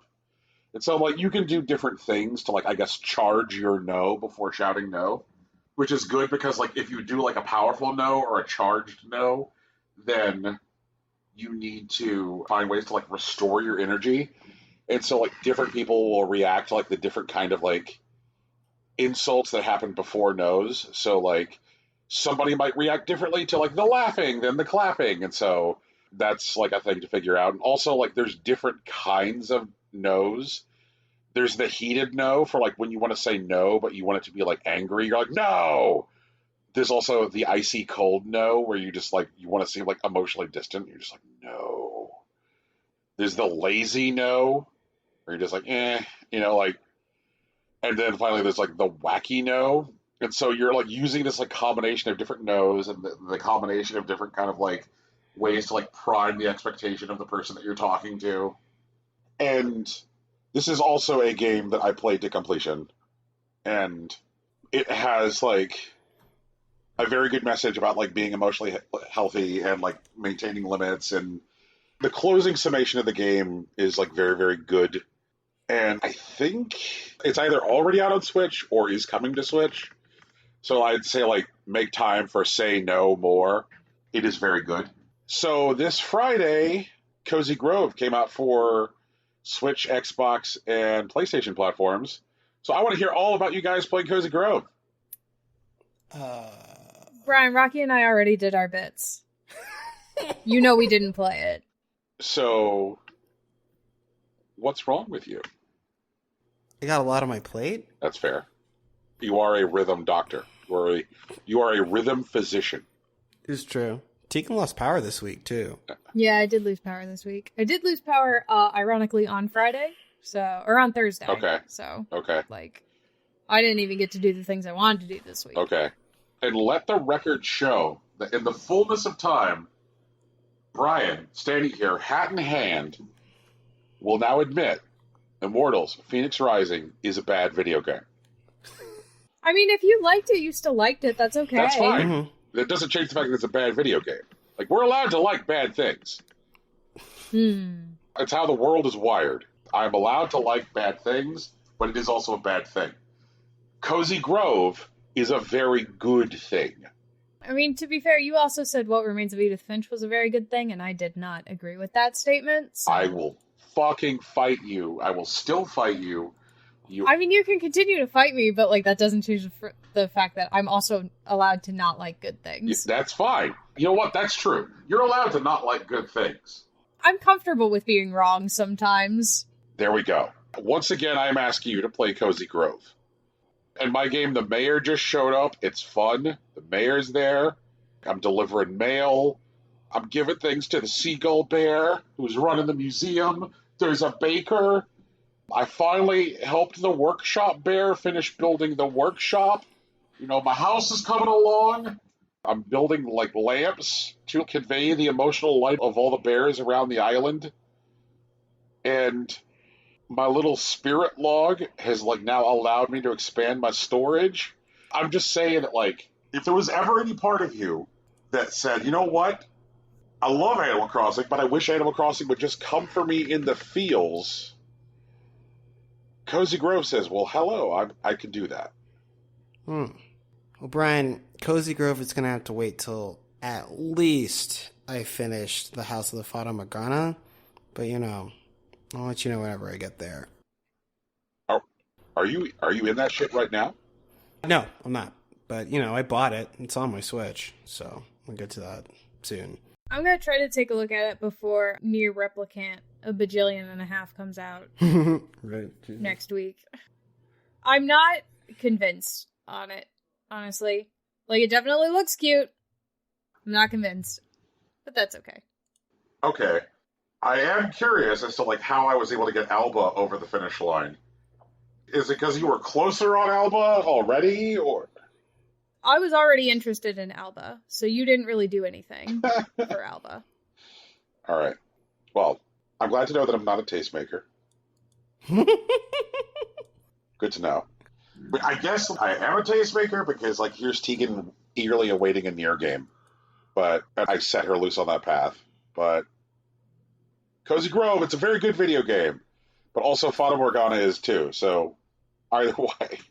Understandable issues. Yeah. You know? It is very strongly worth checking out. I'm glad to be back in that rhythm where I have one of these to play every day. Cozy Grove is getting about, like, I want to say 20 to 30 minutes a day, you know? Like, I check in, I do my fishing, I harvest from my trees, I check in with my bears, you know, that kind of thing. So, like, I'm very much back into what I would call, like, the Animal Crossing style rhythm where there's business to do every day. Something which does not have business to do every day is Book of Myths, which is, like, a game which is a series of puzzles about, like, various, like, mythological creatures from around the world. And what it does is, like, in each, like, set piece, you have to solve, like, a group of puzzles to, like, expose or make the mythological creature visible. And then you move on to the next mythological creature. The way it, like, renders the space is, like, that the things that you are interacting with are, like, floating bodies of text, and then you can interact with them and, like, reconfigure them in such a way. Like, so, like, the only things that are, like, rendered as text are the objects, which are the things that you can physically interact with and touch. Like, other stuff is not rendered as text, so it has kind of, like, a interesting, like, look. There was a creature that it was, like, talking about that is from South America, and that traditionally the stories of, like, the way it was seen would involve shamans, like, ingesting a potion. And so, like, one of the things that you were doing to, like, solve it was to, like, pluck petals from flowers, and the petals were, like, different individual letters, and so you kind of, like, had to go through, like, this, like, group of flowers until you found the letters to, like, make the word potion. And then there was another puzzle where, like, I had to, like, essentially assemble carbon dioxide from, like, available resources, and different words and different, like, puzzle elements react differently to things within the spaces depending on, like, what they're trying to, you know, like, convey with the story. Like, there was a creature that is supposedly a human-plant hybrid, and so, like, I had to figure out in the puzzle to go inside of a potted plant and then go inside of a person, which were both things that weren't, like, text elements, but once I went inside of the plant and once I went inside of the person, then I just saw the floating letters DNA, and I pulled the DNA out of both and then laid them on top of each other, which created this, like, plant-human thing. Plantkin. Yeah, and it's very low-key, and it's very, very chill. I'll expose a supernatural mythological creature and then just be done for the day. I'm like, okay, I did one. You know, it's kind of neat. Also playing Lungo, which just came out, and I believe Lungo is available for both iOS and Android. This is probably the best example I can think of, like, a game that was designed to be advertiser funded, but the person who is made the game is interested in fucking the advertisers and not the players. So, like, the advertisements hardly ever pop up. I remember playing this game, and, like, he says, like, he like, has this, like, kind of, like, glum warning when you load the game for the first time, where he's like, hey, like, apologies, this game is, like, ad funded, so I'm so sorry, like, occasionally an ad will pop up, I'm so sorry. And I've been playing the game for, like, 2.5 solid hours, at which point the first ad popped up, and the ad was muted by default. So, like, the game muted the audio for the ad. I had to press a button to turn the audio back on if I wanted, and it immediately had a skip button available. And then I continued playing for another 2.5 hours before I saw another ad. I'm like, I wonder if the advertisers know that you're doing this. But what Lungo is like, it presents you with, like, a series of grids, and there will be, like, 2 different things which determine what you must do. Like, one is you'll see, like, a block which has, like, a number on it, and the number might be 5, saying that, like, you have to create a line which is at least, like, 5 spaces long, which involves this position. Or you'll see, like, another, like, box on the grid which is just, like, shaded like light gray, which means that you must cover this spot with some line as you go. And so with increasingly large grids, you'll see like several of these, and trying to figure out like the right configuration of like line lengths to cover every mandatory spot. And so it's like, okay, this line is like if I make this line like 6 long, but I go this way, then that means that this dot doesn't get covered, that kind of thing. Or like if I cover this one, then it also covers that one, but this one needs to be 4 long and this one needs to be 5 long. So the lines have to go in the other directions. But if I do that, then like how does this get covered? And one of the things I like about it is that despite being this kind of like sophisticated puzzling mechanic, it's also still out here asking you to like play for speed and like tracking how quickly you complete levels. Like every time you finish a level, it'll be like, hey, you did the level this fast. Like, do you want to share your like finish time for this level? And that kind of like scratches that single player competitive puzzle game itch. I like playing single player games which have like an innately competitive component, which is part of why I like Hitman. I think like Rocky was hanging out in chat like one of the few times I've ever streamed Hitman. Mm-hmm. There was like a contract I was trying to do in Sapienza where you had to kill 2 people with some relative distance apart from each other on the map. And I was just trying to figure out like the fastest way to kill the hippie at the top of the clock tower. Like, okay, do I wing a knife at him? Do I pistol him? That kind of thing. And like, how do I get down? Do I take the pipe down or do I run down the staircase? So because Lungo is also encouraging you to play for speed and then share your results, it's scratching that itch. Yeah. So something else that I have been getting into, I've fallen down the hole of video game consoles which were marketed and targeted toward girls specifically, because the idea of like gendered video game consoles is so fucking stupid. I'm very interested in like the idea of like video game consoles for girls. This started because I was looking at the Super Lady cassette vision from Epoch. I feel like I should probably put a picture of this thing in here. I saw this thing, and I was like, oh my god, it is so cute. Yep, that's it. So, like, this console came in this, like, adorable, like, pink carrying case, and everything about it is, like, either pink or, like, rose-colored, and it came with a game that was, like, targeted toward girl players, and this was like an attempt by Epoch to take their existing console, the Super Cassette Vision, and target it toward girls, because I guess girls won't play the Super Cassette Vision unless it's the Super Cassette Vision ladies, and it's pink as fuck. The regular Super Cassette Vision did not come with like fabulous carrying case. I guess they didn't like assume that you would want to like pack up your console to go visit friends or something. But this did.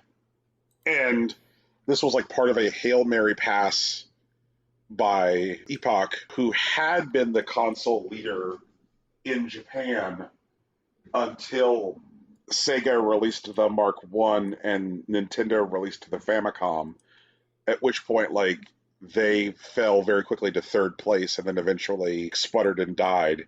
But like them releasing this was like part of like their attempt to like, I guess like scrape some final value out of their brand or rehabilitate the brand. They're like, well, fuck it, we'll go after girls. But like from the ground up, it was not designed as a girls video game console. It was just like kind of like repackaged as being for girls. The other thing that I discovered was the Casio Loopy. And the Casio Loopy was a video game console that was from the ground up designed to be marketed to girls. It's called the Loopy because part of the console's housing holds a loop of stickers, and like all of the games are designed to like integrate with like this sticker functionality. So like while you're playing the game, there's various points where you can print out stickers. Also, the Casio Loopy had this like input where you could like push images into the Loopy from either a VHS player or a DVD player. So but you could like create stickers from like VHSs or DVDs in game, and like all of the games for the Loopy are like very much like targeted toward a younger girl audience. Like there was like dating sims, and like they're like dating sims, that's the thing, or like these like insultingly simple platformers or cooking games, and like there's a very small catalog for the Loopy. The controller for the thing is like, I want to call it like a weird, not ergonomic nightmare, where like it has this like maybe like a quarter circle shape of like 4 buttons, which is kind of like the Genesis like array of buttons, but because it's 4 instead of 3, like the angle is more pronounced for the buttons. The controller itself is like very clearly not ergonomic. It has those like harder edges with just like these softer corners on them. And like, oh man, y'all, I am very, very close to making a very bad decision and buying a Casio Loopy complete in box. Like, please. Okay, no, hold on. No, Brian, you spent however much time you spent telling us why this device is not good, and you're going to go buy one? Why? Because I'm a bad person, Rocky, and I do bad things. Dig deeper. I guess, like, I am fascinated by, like, failures, and, like, there is interest in failures in the history of video games, which I guess are, like, more splashy or bigger failures. Mm-hmm. You know, like, people, like, look at the Virtual Boy, and they're like, how about that shit? And it's like, for every Virtual Boy out there, there are so many other times that some company somewhere tried to do fucking something, and it also didn't work out. And this is like Casio saying, like, you know what, we're going to get into, you know, video game console releases, but, like, we're going to get into video game console releases in 1995. Now, think about, like, where the industry at large is in 1995, right? You know, like, you've got your PlayStation, your Saturn. Like, at this point, like, Nintendo's still fucking with the Super Nintendo, but, like, they've already talked about the fact that, like, they have a new box coming the next year. Right. And then look at this dog shit. Like, look at this absolute dog shit. But, like, Casio thought with their full chest that they could put this fucking out, this, like, substandard contraction, and be like, oh, hey, everybody, please look at this, like, garbage machine, but it's fine because it's for girls. Like, it's just so innately insulting in its thinking. But there are absolutely, like, fascinating things about, like, the way it's, like, physically designed. The idea of a video game console which is designed to print stickers, because, like, that seems like something which I think would be more broadly interesting and that people would, like, gravitate toward. Like, I think about, like, how many people who are old enough to have owned a Game Boy camera, that shitty camera you could plug into your Game Boy. Yeah, Game Boy Color was cool. Yeah, and like, miss the ability to print out their Game Boy camera pictures. Or even like Pokemon Snap, where you could like take your file to Blockbuster and like print out your pictures. Right. So the Casio Loopy has the broken pieces of parts of a good idea, but like didn't pursue any of those ideas to like more like well thought out or fully realized conclusions. Like, the idea that, like, the video game industry was, and still in very meaningful ways, like, leaves out women in their thinking is, like, real. But the idea that, like, you could just, like, make something like pink or purple and now it's for girls is, like, so condescending. And just like, oh, yeah, girls like stickers, just like, that's, like, bad thinking. But there's also, like, the part of me that's, like, interested in that there's like virtually no attention around the idea or that has been paid to like building like a good Casio Loopy emulator. Looking around for stuff in like MAME or good emulators, like there's only 10 games in the Casio Loopy's library, but there doesn't seem to be like a good Casio Loopy emulator, you know? What of the Casio Loopy offerings are you interested in playing? None, Rocky. I just want this to be a box in my closet that I never think about again after I spend $250. Okay. And that is the problem, and you're right. Like, I sure hope, honestly, that Razer was listening to this conversation so they could hear you say the words, you can't just make something pink and then girls will want it. Because, like, man, I sure would like some shit that's not pink. What about purple, though, Tegan? Purple cool? Purple would be better. Like, if you're gonna do pink, do other colors, too. Blue, green, purple, yellow, like, at least the basics. Honestly, I feel like everything should come with at least, like, Sailor Scout colorings, and that should be fine. Yes! That would be great! Well, Tegan, you have in chat pictures of the Epoch Super Cassette Vision ladies and the Casio Loopy. Mm-hmm. Please rate the aesthetic value of these two consoles. So, the pink one is cool only because of the clear, like, case part of it. That's neat. The other one is better overall, but, like, the button layout on this controller is weird. Mm-hmm. You don't see as much purple stuff anymore. True. It's all pink now. I mean, Atomic Purple, like, N64 is, like, sold like gangbusters. Dude, I have a purple GameCube. I had a lime green Game Boy Color. Like, when the MacBooks came out, when, like, the old Macintosh computers came out and they were, like, white with, like, the color shell on parts of it, I wanted a blue one so fucking bad. So bad. I feel that. Like, Elwood's had an orange one, a bright orange one in Legally Blonde. Like, come on. More colors than just pink. I'm tired of pink. I'm tired of pink stuff. And then people, like, having to go online and figure out how to fucking spray paint it so it's a different color so I can get a color that I want. Fuck, I should spray paint my box. Jesus Christ. Do it. Spray paint your box. Yeah. I know some people. I'll make some calls.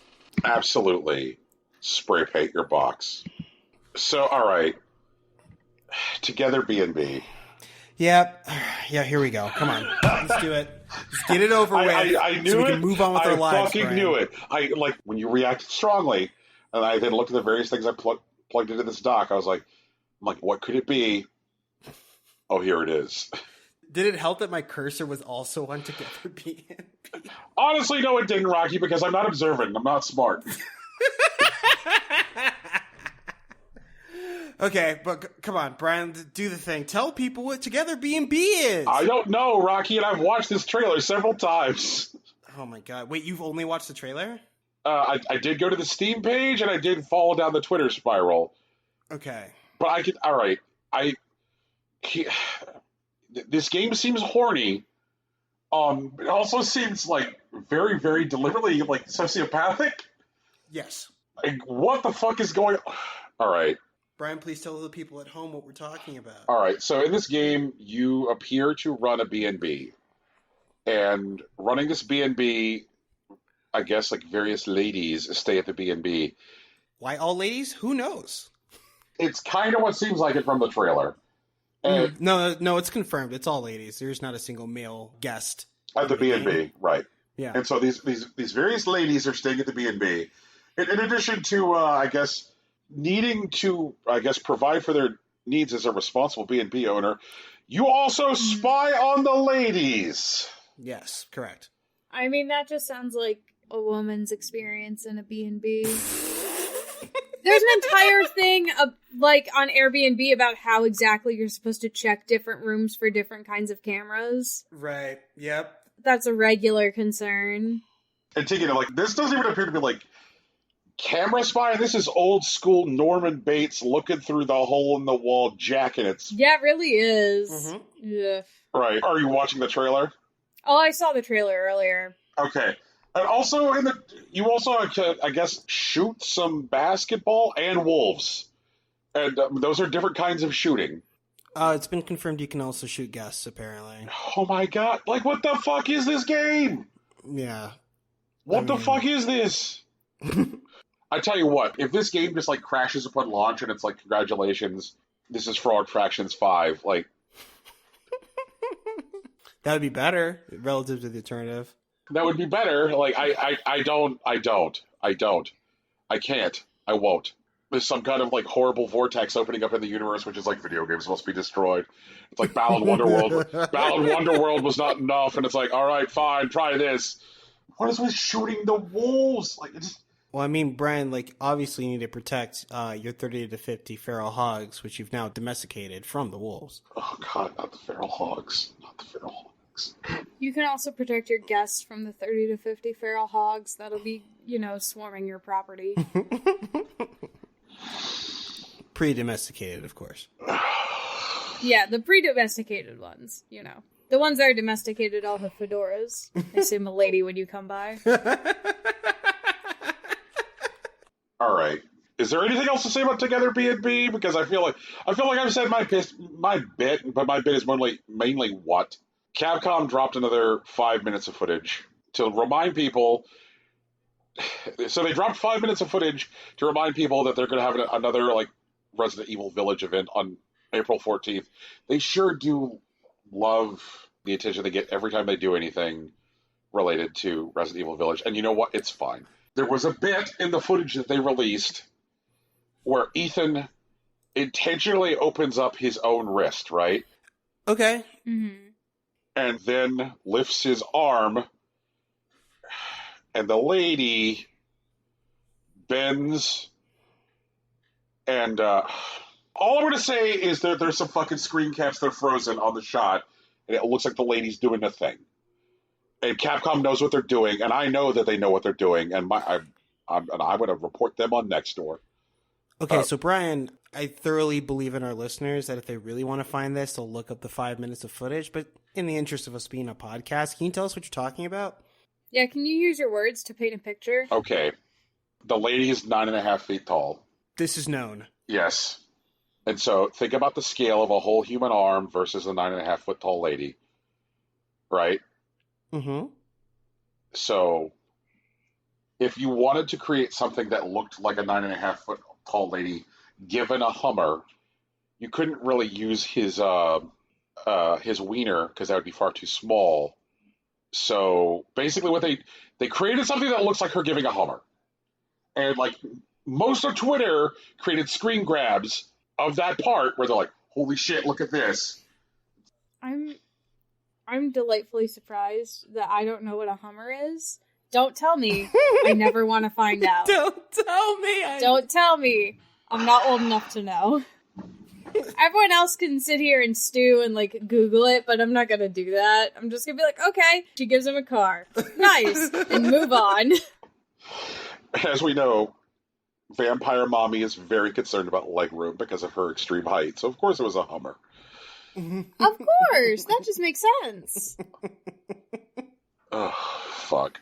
God damn it. God damn everything. But they knew what they did. And I know what they know what they did, and they know that I know. And that's why I'll be there on April 14th watching more footage.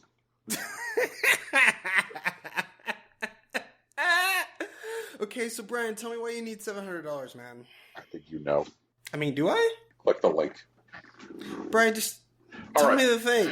I'm not going to click your link. Okay, it's a self-transforming Optimus Prime.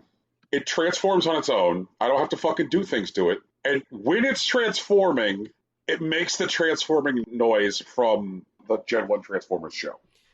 I can see why people would pay $700 for that. And not only that, it's a fucking robot, which you can program commands for. Tell me about these commands. You can tell it to follow, you can tell it to listen to you, and it when it transforms into robot shape, when it's not a big rig truck, It can walk.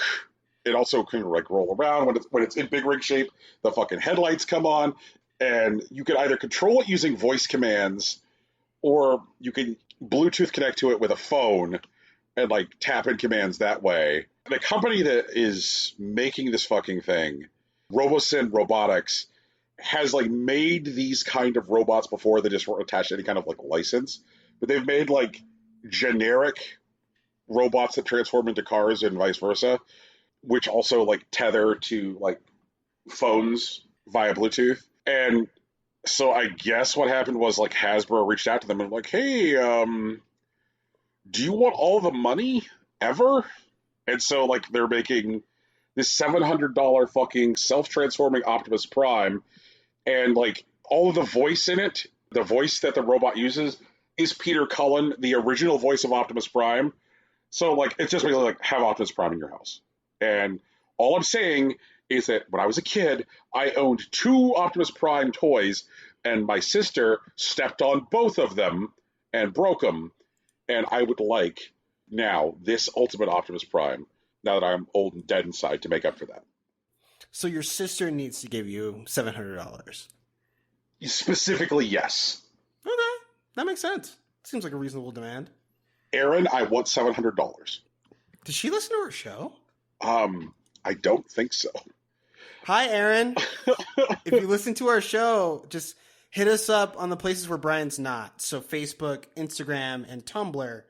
We have a few questions. There's a couple things we'd like to chat about. Oh, no. Also, hi, Aaron, but not Brian's Aaron. You know who you are.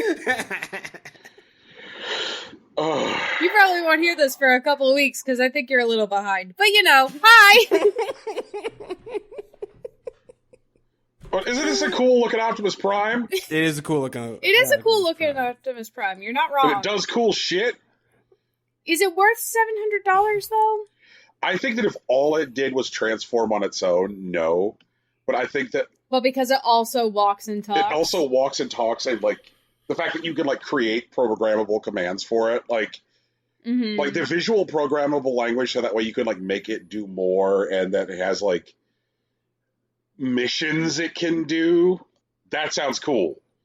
You could give it a mission to pet your cat. Yeah, all your cats. This reminds me of that little, what is it? The little thing? The Wall-E thing? You know what I'm talking about. Yeah, it does remind me of the Wall-E thing. Yeah! Oh my god. But it's not as cute. No offense. Optimus Prime is not Well, I don't cute. think But it's Optimus Prime! Yeah, right. Optimus Prime is not here to be cute. Hey, Brian, you could, like, program the Optimus Prime to, like, recite, like, Last Starfighter lines to you. Oh, you could. You know those, like, little, like, foot-tall arcade cabinets, which have been coming out over the last couple of years? Yeah. Mm-hmm. They are playable in that they're playable, but, like, nobody's really going to play them because they're fucking a foot tall, which means that the screen is, like, you know, between 2 and 2.5 inches tall, like. Right. I do want you to know that I did legit buy one for, like, a 4-year-old. It's the right size for a 4-year-old. Yeah, that's fair. What? But those things are, all right, which one? What did you buy? I bought a little Pac-Man. He really liked Pac-Man, so I bought him a little Pac-Man for Christmas. He liked it. And these were one of the ones from, like, New Wave Toys from Replicade? They were like, I got it at GameStop, but it was like a little foot tall, little arcade cabinet. Okay, so it might be... Did Replicade do Pac-Man? Okay, Replicade did not do Pac-Man. This specific company, New Wave Toys, that does the cabinets that I'm talking about, these are, like, designed as, like, boutique collectibles for assholes like me. Oh, yeah, okay, I see. Do you see what I mean by, like, boutique collectible? Yeah, Yeah. yeah, I see what you mean. Yeah, this is... Where's that? This is what I got. I got a micro player retro arcade machine. Right. That's actually designed to be used by humans. Right. Is it though? It's real tiny. It's designed to be used by 4-year-olds. Not by me. Right. It's too small for me. Okay. I'll accept that. But these are not really designed to be used by anybody. Like, because they're too busy, like, doing stuff like going, like, all right, how do we create, like, a working, like, coin slot for this console, which is this cabinet, which is only a foot tall? So these things have How do we make the tiny change machine? Oh my god, they made little wild carpet squares for you to put these on? Yes. What the fuck? I mean, isn't it great? Like, I love it. So you could, like, build your, like, little tiny old arcade. And so, like, they had, like, a little tiny old Dragon's Lair machine. And as I recall, like, the little tiny Dragon's Lair, like, has, like, the mounts on the top, so that way for the mirror, because when Dragon's Lair was, like, originally in arcades, they mounted a mirror on the thing, so that way you could see the screen from further away in the arcade to try and attract more people to play. So they had, like, the mirror mount for the top. A lot of the stuff, they have the weird shit that was, like, unique to the experience of these things in arcades. They did, like, a Street Fighter II Championship Edition one. But these people, New Wave Toys for their Replicade line, I desperately want them to make a little tiny Last Starfighter machine.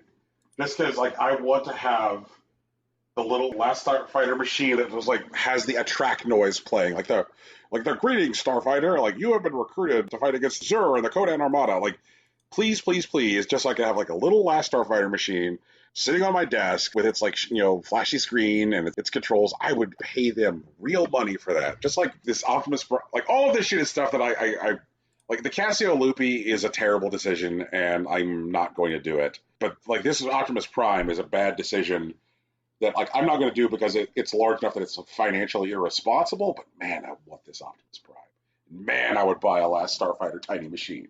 Welcome inside of my old man head. I mean, I did spend $350 on a Digivice, so like I get it. Yeah. Do it. You tell me to buy the $700 Optimus Prime. Yeah, why not? Well, have your sister do it. Have your sister Venmo you half. Jesus. Why don't we talk about the news? Just tell her that that's what you want for, like, your birthday and every holiday that she's ever missed. Actually, you know what? That's our call to action this week. Aaron, if you can hear us, Brian feels very emotionally damaged by you destroying his Optimus Primes when he was younger.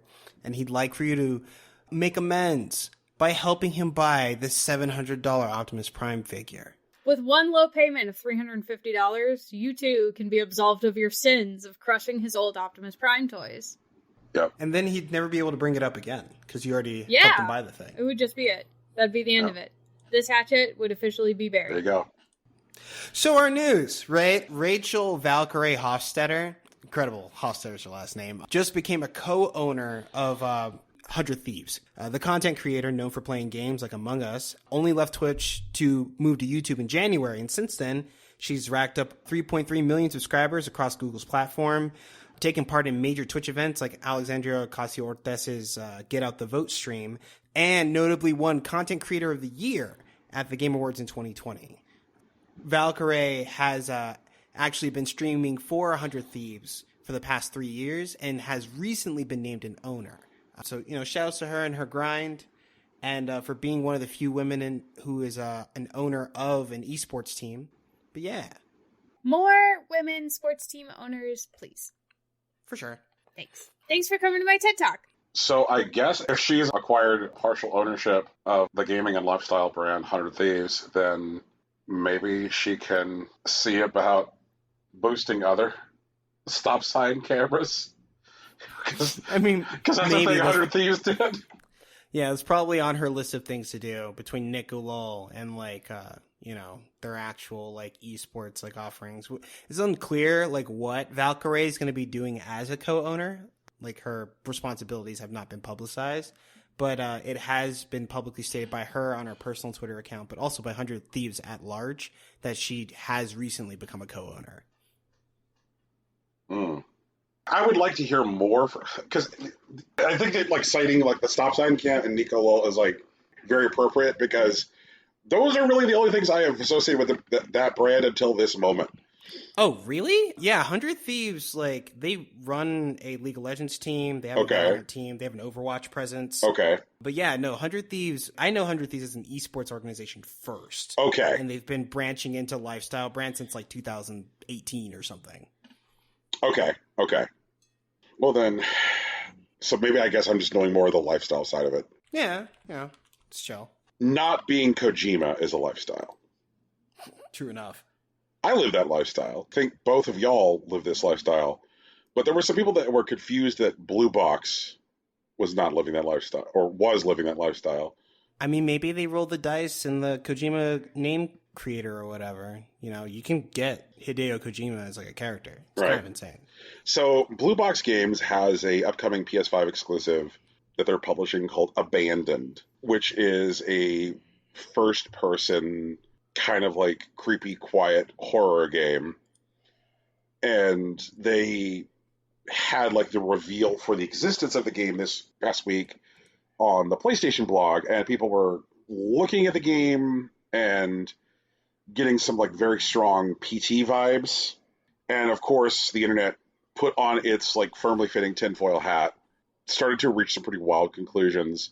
So people thought that the name of the director at Blue Box Games, Hassan Karaman, and the name of the company, Blue Box Games, are like pseudonyms for Kojima and Kojima Productions. And so Blue Box has found themselves in a position where they had to issue a statement because Reddit and Twitter were convinced that this was all just like a secret Kojima project. And they said, we received several emails regarding the Hideo Kojima rumor. We have no association with Hideo Kojima, nor do we claim to have any association, nor was it our intention to claim such a statement. We're a small group of developers working on a passionate title we wanted to work on for a long time. We have been assisting in other studios in the past with their projects, and we wanted to work on our first big project. While it is true that we have been working on small projects in the past, we certainly didn't use this for marketing purposes. We hope this has clarified this matter, and our hope is to see you all on our first gameplay reveal of Abandoned. The thing that gets me is that, like, with a absolutely minimal amount of research, you can see that, like, this studio has existed for years and has primarily been doing third-party support work, you know, where they, like, help other studios on their games. This is not like when Kojima was out here, like, running around with his head wrapped in bandages, claiming to... What was the fake name he came up with when he was, like, marketing Metal Gear Solid 5? What was it, like... I want to say, like, Yokram Mokram or some such bullshit, or just, like... And, like, some, like, name for a company, like Big Whale. Oh, fuck. But, like, the fact that he's done that kind of bullshit before, and also had, like, intentionally misleading marketing for Death Stranding, has, like, led people to believe that so oftentimes, like, things are, like, secret Kojima projects. I think this is the first time that this has gotten out of hand this much. There was, like, some recent time that, like, Phil Spencer was, like, talking on camera, and, like, when he did so, he was wearing a Kojima Productions t-shirt. Between, like, the way Kojima works and the fact that, like, Phil Spencer's t-shirts have historically had hidden meaning. Phil Spencer wears t-shirt, find out the t-shirt actually meant something 3 to 6 months later. There are lots of people out there who are doing the, like, burning Chibi Robo over that. The current assumption is that what has happened is that Microsoft has paid for the production of Kojima Productions' next game, so that way it'll be an Xbox exclusive, you know, coming out on devices with Game Pass. And that checks out. That makes sense. Like, Death Stranding was not a game that was, like, a gigantic hit. Death Stranding didn't make a huge pile of money. It made a modest pile of money because the word of mouth on the game was, like, very confusing. People either really liked it or hated it. And so, like, it would make sense, you know, like, especially in the context of another story that we're going to be talking about later, that, like, Sony would not want to pay for another Kojima game. But I could totally see, you know, Phil Spencer being like, Daddy's got a checkbook. I can buy anything I want. Just, like, I can just see it. If Daddy can buy Discord, then he can also buy fucking the next Kojima game. So I guess what I'm saying here, nerds, is, of course, the next Kojima game is not going to be a fucking PS5 exclusive unless what is going to happen is that a glum Sony sadly announces Xbox Game Pass is coming to PlayStation. At which point, like, Phil Spencer can then, like, parachute in and go, like, haha, we're announcing Game Pass on PlayStation with Abandoned. So, no, like, considering that the next Kojima game is likely an Xbox title, please, please, please, just leave these nice people alone and let them make their video game. Thoughts? Feels? I mean, we've yelled at other fans of things for doing bad things on the internet, so, like, I think you covered it. So this is dumb, and I do agree that the fans went too far, but I don't think this is the fans' fault. I think it's much more reasonable to straight up blame Kojima for, like, setting a precedent for this type of messaging. It really sucks that the people who are making Abandoned are the ones that have to clean it up because they're the ones that have, like, their ass on the line. But this is definitely Kojima's fault. Is it, though? I mean, that's my position. I do believe that the fans are wildin', and the thing is that, especially leading up to Death Stranding, Kojima was wildin'. And when, like, the fans got excited and decided to wild out alongside Kojima, like, the industry said, like, that's kind of cool. How can we make money off of this? And it turns out you can't make that much money off of it. And they just went wild for no good reason, but now we still have these wild fans. They're out here in the wild, and no one's done anything about them. And to be fair, just about anyone could do something about them, but the one that should is Kojima. Yeah. Okay. I mean, I will take the position that, like, I think that if you're going to actually bother developers, you own the responsibility for that. I accept that. That's fair. Okay, but I also think that Kojima could easily shut this shit down. If Kojima showed up and gave the fan base of his, like, games a stern talking to on the internet, this shit would stop. It wouldn't be real anymore. I guess this is, like, a good opportunity to, say, showcase the difference between, like, the behavior of fans of Kojima and the fans of Frog Fractions, right? Because for years, fans of Frog Fractions, after funding the Kickstarter for Frog Fractions 2, were like, Frog Fractions 2 was like, okay, like, here's the deal. You're going to fund a game on Kickstarter, but we're also not going to tell you when it comes out. Like, that was... Right? Like, what the fuck? Yeah. But, like, that was also, like, consistent with Frog Fractions. But, like, the fans of Frog Fractions never became wild pieces of shit. They weren't, like, bothering devs to be like, is your game secretly Frog Fractions too? Like, there was a meme where people would, like, go into, like, a Steam listing and be like, Frog Fractions 2, question mark? Like, if a game seemed, like, a bit odd or just something not quite right with it. Right. And now that Frog Fractions 2 is, like, discovered, people will sometimes put into comments, like, Frog Fractions 3? In fact, like, I definitely saw some, like, Frog Fractions 3, question mark, on the Steam page for Together B&B. Like, that makes sense. Like, just what the fuck is this? But the Frog Fractions fans never rose to the level of, like, harassing people. I agree. Yeah. And so, like, that is the thing I will say Kojima owns. So, like, he can look at the behavior of his fan base and get out there and, like, stop it. Just fucking stop it. They own doing the harassing, but he also has an ability to, like, materially impact their behavior, like, once he sees them doing a thing. Right. Yeah. Okay. Jeez. So I will amend my statement. Maybe it's not Kojima's fault, but he should take responsibility. Yes. I also think that maybe people just shouldn't harass people online. Yeah. Okay, I think there are people you can harass. Sure. Those people are politicians. Like shitty senators and shit, yeah. Yeah. Shitty senators, large corporations. Not your mom and pop shop, your large corporation. That's about it. Shitty landlords. You can do them too. I don't know. Actually, any level of landlord deserves to get ranked on the internet. Saying shitty landlord is like saying wet ocean. You know, like, just... No, that's not fair. That's not fair because my mom and dad are my landlord and they're very nice. To me, their tenant, who is also their kid.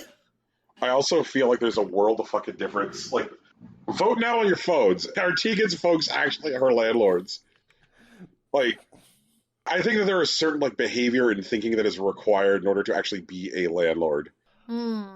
I don't think that unless, like, your parents ever show up to your house and you're like, hey, you know, there's a problem, like, this pipe burst here. If their response was, like, to say you, like, fuck them kids and then drive away, then they're landlords. Oh, yeah, no, then they're not landlords. They're not landlords then. Because my downstairs toilet, remember, backed up last year. My dad drove over with a fucking brand new dehumidifier and a shop vac. Right. A landlord just says, like, uh-huh. Like, that's what they do. They go, uh-huh. Or then they go, like, they say, like, what did you do to cause the toilet breaking? Because they're trying to find a way to, like, pass the cost to you. Because they don't want to, like, honor their responsibilities as a landlord. They're like, well, obviously, you broke the toilet. No. Yeah. No, they didn't. I mean, I guess it's fair, but also, like, ostensibly, I may not actually have a landlord. Oh? I've definitely lived in this apartment for, like, 4 years or whatever. Well, I think this is the 4th year. But, like, whenever something's going wrong, like, I mean, I put in a request on the website or whatever, but it goes straight to the maintenance dude. Me and him are cool. And, like, whenever I get, like, landlord-esque, like, information, they're usually, like, text messages that arrive to me. And maybe sometimes, occasionally, there's something goofy in my new lease that they send me. But, like, I call, like, the quote-unquote office. And, like, even then, like, that's, like, run by, like, a group of secretaries that bounce in between various properties. Like, there isn't a dude that's, like, a dick that owns the place. It's more like I talk to, like, middle management, and every time I'm like, hey, this is bullshit. And they're like, oh, shit. Yeah, this is bullshit. We'll fix that right away. And that's it. I remember my very first apartment in Phoenix. I picked the apartment. This is Brian being stupid. Sure. I said, that location in the metro area appears to be centrally located. Did shit. no additional research. Oh, no. Oh, yeah. I decided that I needed to live at 15th Avenue and Camelback. Anybody who is familiar with the Phoenix metro area just laughed at me. And so I said, I need to live at 15th Avenue and Camelback.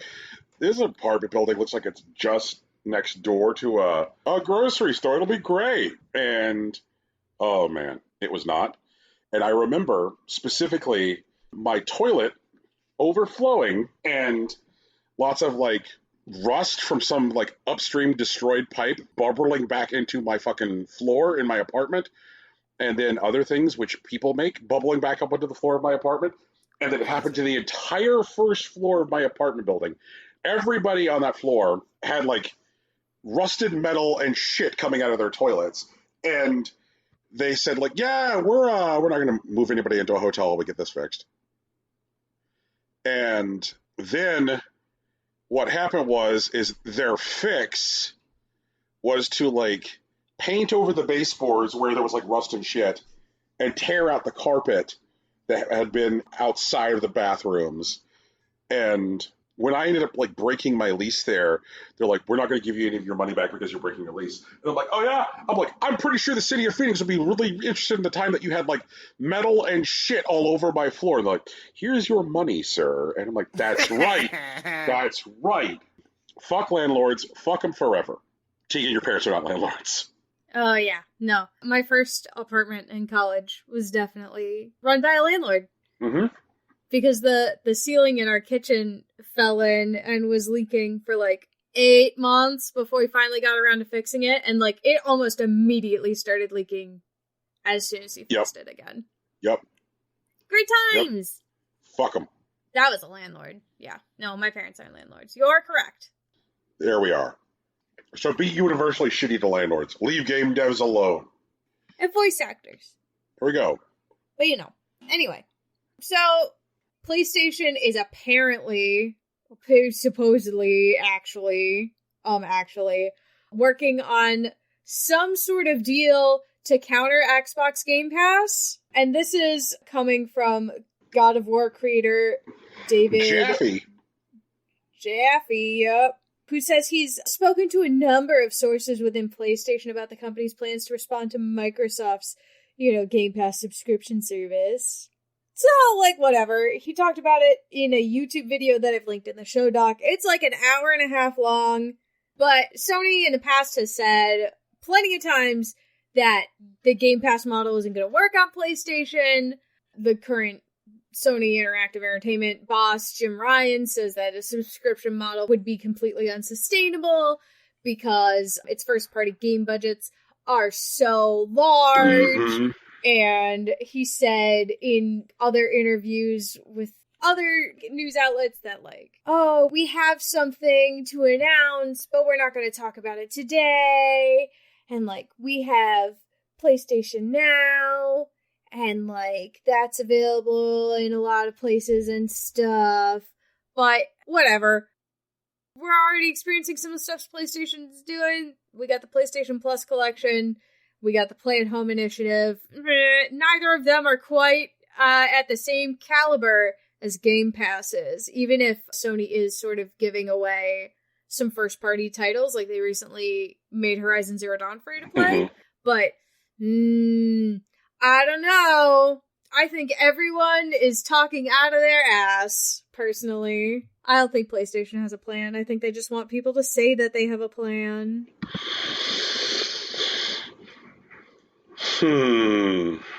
There's a piece of this which I am interested in, because some people have been speculating that what Jim Ryan has been talking about when he talks about the ace up the sleeve is Sony finally having like emulation for PS1, 2, and 3 games for the PS5, because they have that patent for how to deploy trophies via emulation. If Sony's response to Game Pass is a subscription-based service that lets people play old games, I don't think that's enough. The whole point of the attractiveness of Xbox's Game Pass is that you're getting to play new games on day one. You're like, oh, Halo. Halo just came out. I guess I'll Halo. And you've got the Halo. You're like, oh, look. They have the gears. So if I want to be a large, beefy, no-neck, like, soul patch goatee man, I can. They're just there. Sony being like, our answer to Game Pass is asking you to pay a subscription to play old games. Especially since, like, part of what endeared PlayStation to users throughout the history of various versions of the console was like physical backwards compatibility. When the PS2 came out, you could play PS1 games on it, use your PS1 memory cards, etc. So like getting to a point where like the way they finally returned to backwards compatibility is asking for people to essentially pay for their old games again. It's a very Nintendo move, Sony. Congrats. It's a very Nintendo move. This feels like more directionless bullshit from Sony. The idea that like this kind of service is unsustainable to them because they spend so much on their first-party titles, I think is more of an indictment of their internal development pipeline. Yeah, I agree. Ugh. Rocky, what do you think of this bullshit? Well, it's not a subscription service, because they don't like subscription services. I mean, look at PS Now. They hate that thing. They do. I think it's likely closer to backwards compatibility, but I think it may actually be a, like, piecemeal, like, marketplace, but that extends, like, all the way back to the beginning. And, like, maybe they tie it to, like, the new PSN account, where, like, it's still backwards compatibility, but it's tied to, like, your actual, like, marketplace thing. I mean, the trade-off is that, like, if Sony ever goes under, then, yeah, you still lose all that shit. But, like, presumably if they tie it to, like, your PSN account, as long as that PSN account moves, which is one of the reasons that why they had to close, like, the old, like, PS3 Vita stores and, like, move to a new app so that it can, like, be continuous for the future. Mm-hmm. Like, if you buy Suikoden 1 and 2 or whatever, which were originally PS1 games, and you're playing them on your PS5, whatever you migrate to with your Sony PSN account, you could still play it. But, like, I think that's more of a piecemeal service because they need the money to make that real. Ugh. It seems like every time I read or hear Sony news these days, it's them doing something which demonstrates that they have no understanding of what the current shape of the marketplace and the trajectory of the way people consume media. There was a relatively high-profile news story this week where Sony announced proudly, we have just made a deal with Netflix to make Netflix the streaming home for the Spider-Man movies once they are done with their theatrical runs. Isn't that great? And something that I have maintained multiple times on this very podcast, I think as recently as last week, is that I thought that like Sony was like readying a streaming service. And it was hearing this news that made me say, you know what, Brian, I was wrong. They're dumb. Like them like having like a big press release where they announce that they're like selling the streaming rights to the Spider-Man movies to fucking Netflix for the next 5 years. If you're going to give away Spider-Man for 5 years, then that means that you do not plan to start a streaming service. You just don't. Right. Mm-hmm. In a market space where literally every one of their major competitors in Hollywood has their own streaming service, and they are the only one that doesn't, they don't understand why it is a bad idea for them not to have one. They don't get it. I'm not sure that's true. I mean, I've been reluctant on like the Sony Plus thing for like a while now. Mm-hmm. I think it's something that they could do because like they are a multimedia company and they have access to pretty much every major form of media, and putting that all in one place could be an idea. But remember, NBC lost about $1 billion last year. And I don't think that they're alone in that. Maybe HBO Max is doing pretty well. It is. But like Paramount Plus, like fucking, who else is out there? I don't remember. Like Disney Plus.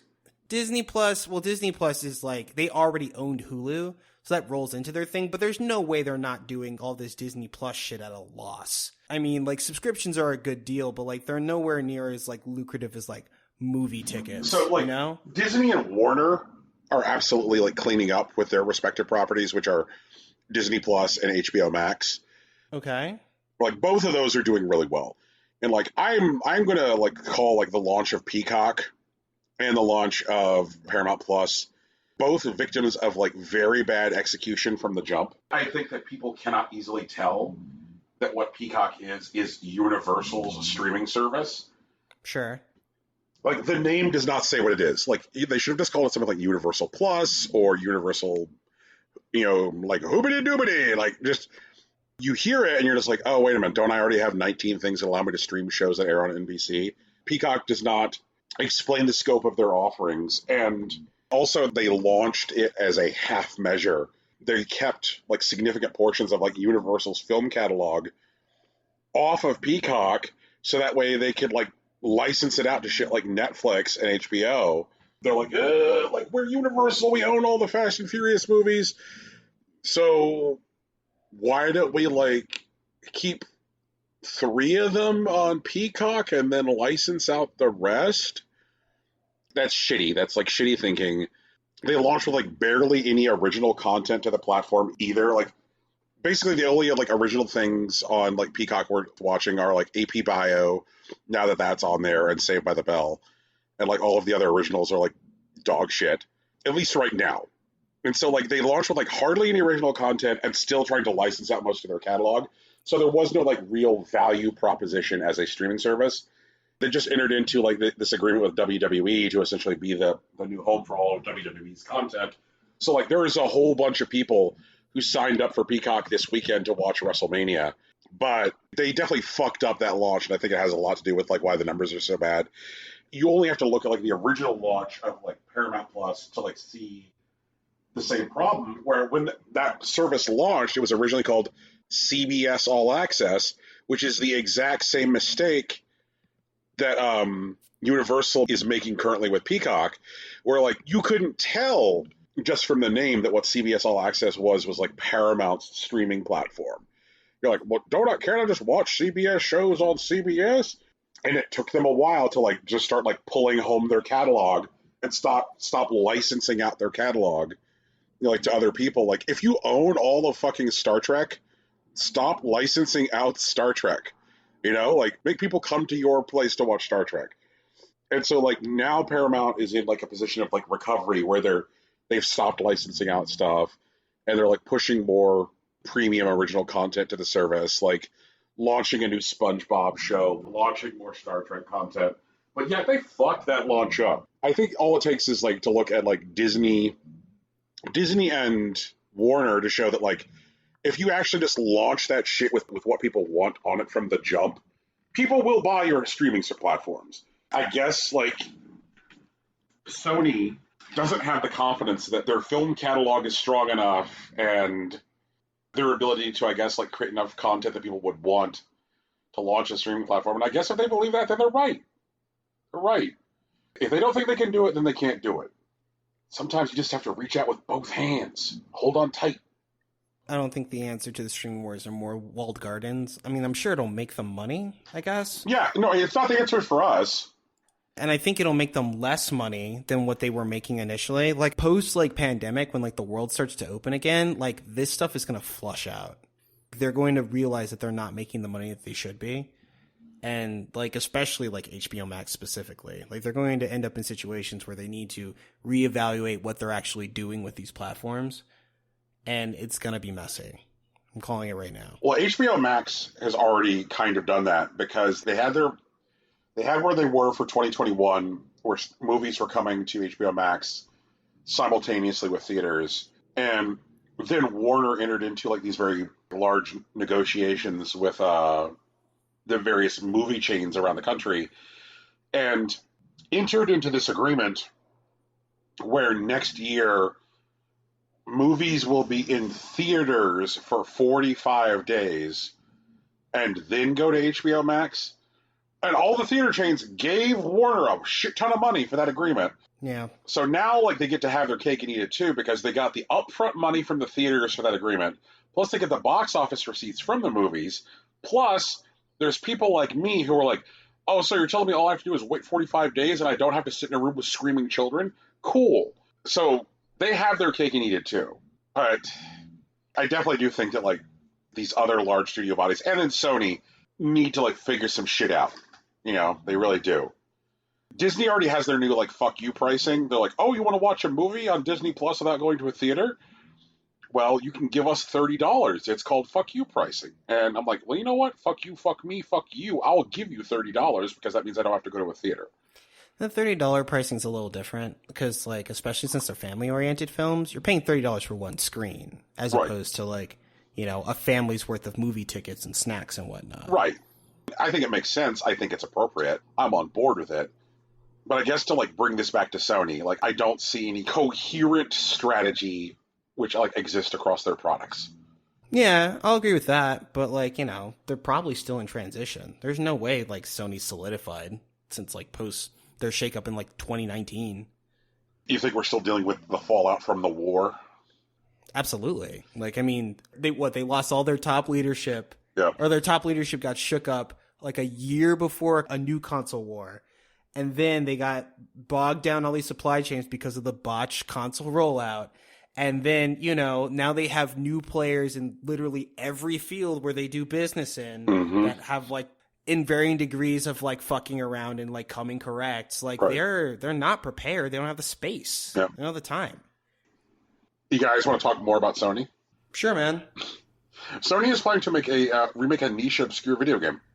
Oh, is it Mr. Mosquito? Isn't that cool? I mean, what's the game? Niche obscure video game, The Last of Us. I feel like everybody played that game. Didn't they just... Well, I didn't play that game, but I feel like they just finished that game. Well, no, they finished The Last of Us 2, but, like, what do you mean they're remaking it? It just... Okay, so The Last of Us is a video game that came out for the PlayStation 3. And then... Yes. And then Sony, when launching the PS4, said, hey, look, check out The Last of Us Remastered. And then re-released The Last of Us for PS4. And so now, this is not a remaster. This is a remake. They're like, we're remaking The Last of Us. So the poop is that Sony Visual Arts Service Group, which is a support studio, was working on a remake of Last of Us for PS5. And then Sony just, after having assigned it to them, took it away from them and gave it to Naughty Dog. I feel like assigned is a strong word here. Yeah. I mean, I guess they, like, for understanding, like, they started it, like, with Sony's blessing. Like, it might have been, like, a self-driven project. But they definitely had, like, approval from Sony leadership. But I guess which they would necessarily have to because they are a Sony studio and it is a Sony product. But I guess, like, when it just seemed too promising or when it seemed too good, they're like, oh, well, now we have to throw real money and talent at this. So they were then demoted to a support role for the project, which is their normal role, and told to help Naughty Dog push out Last of Us Part 2 and help it finally get that thing out the door, which led to Visual Arts Service Group's leader quitting Sony. So apparently there has been this shift, a philosophical shift, this was reported by Schreier, within Sony's leadership to, like, the way they kind of, like, greenlight projects and, like, what they want games to be. So Sony is now of a position that all games need to be giant blockbusters. All games need to be, like, 9-figure budgets. We're talking, like, $100 million games. And they all need to make huge amounts of money, and they all need to be critical darlings. So everything needs to be a giant, successful, critical masterpiece blockbuster. no room for anything else. Okay. I think Sony will still make small games, and I thoroughly acknowledge that this is a dick move by Sony because they just decided at one point, hey, wait, why aren't we throwing $100 million at this? Isn't this a $1 billion game? People who have bought the same game from us for the past 10 years, every 5 years, will just buy this game. Why not make it a blockbuster masterpiece? Well, no, the bit about the philosophical change within Sony leadership isn't necessarily part and parcel of this news. This is like a separate internal report that like Schreier got his hands on that like people in Sony are saying like games are not being greenlit. Games are not being approved when they're being brought to leadership because they're like looking at the game and going like, oh, this doesn't have the potential to make $1 billion, or oh, this isn't of the scale of game that we want to associate with Sony anymore. This is not. I see. This is the Amazon Game Studio strategy. I do not speak for Amazon. Amazon's opinion is not my opinion. But, Rocky, yes, I agree. It is exactly that philosophy. If only there were people who really liked video games who worked at Amazon who could help with their philosophy on that. Yeah, they just don't listen to those people. I'd be willing to be paid lots of money for Amazon to listen to this fucking show. Earlier this year, Sony laid off most of the Japan Studios team. The people who made fucking Ape Escape, okay? Yeah. When you think about like the history of the PlayStation brand and video games, which are like inextricably tied to PlayStation's identity, when you're like, okay, well, what is PlayStation? Who is PlayStation? Like, if you were going to do a legit, real Smash Brothers kind of like loving retrospective style thing for PlayStation. Oh, you mean like PlayStation All-Stars? Oh, imagine if PlayStation All-Stars hadn't sucked. Anyway. But, oh, no, it did. We called it Marvel vs. Capcom. No, I'm kidding. It's fine.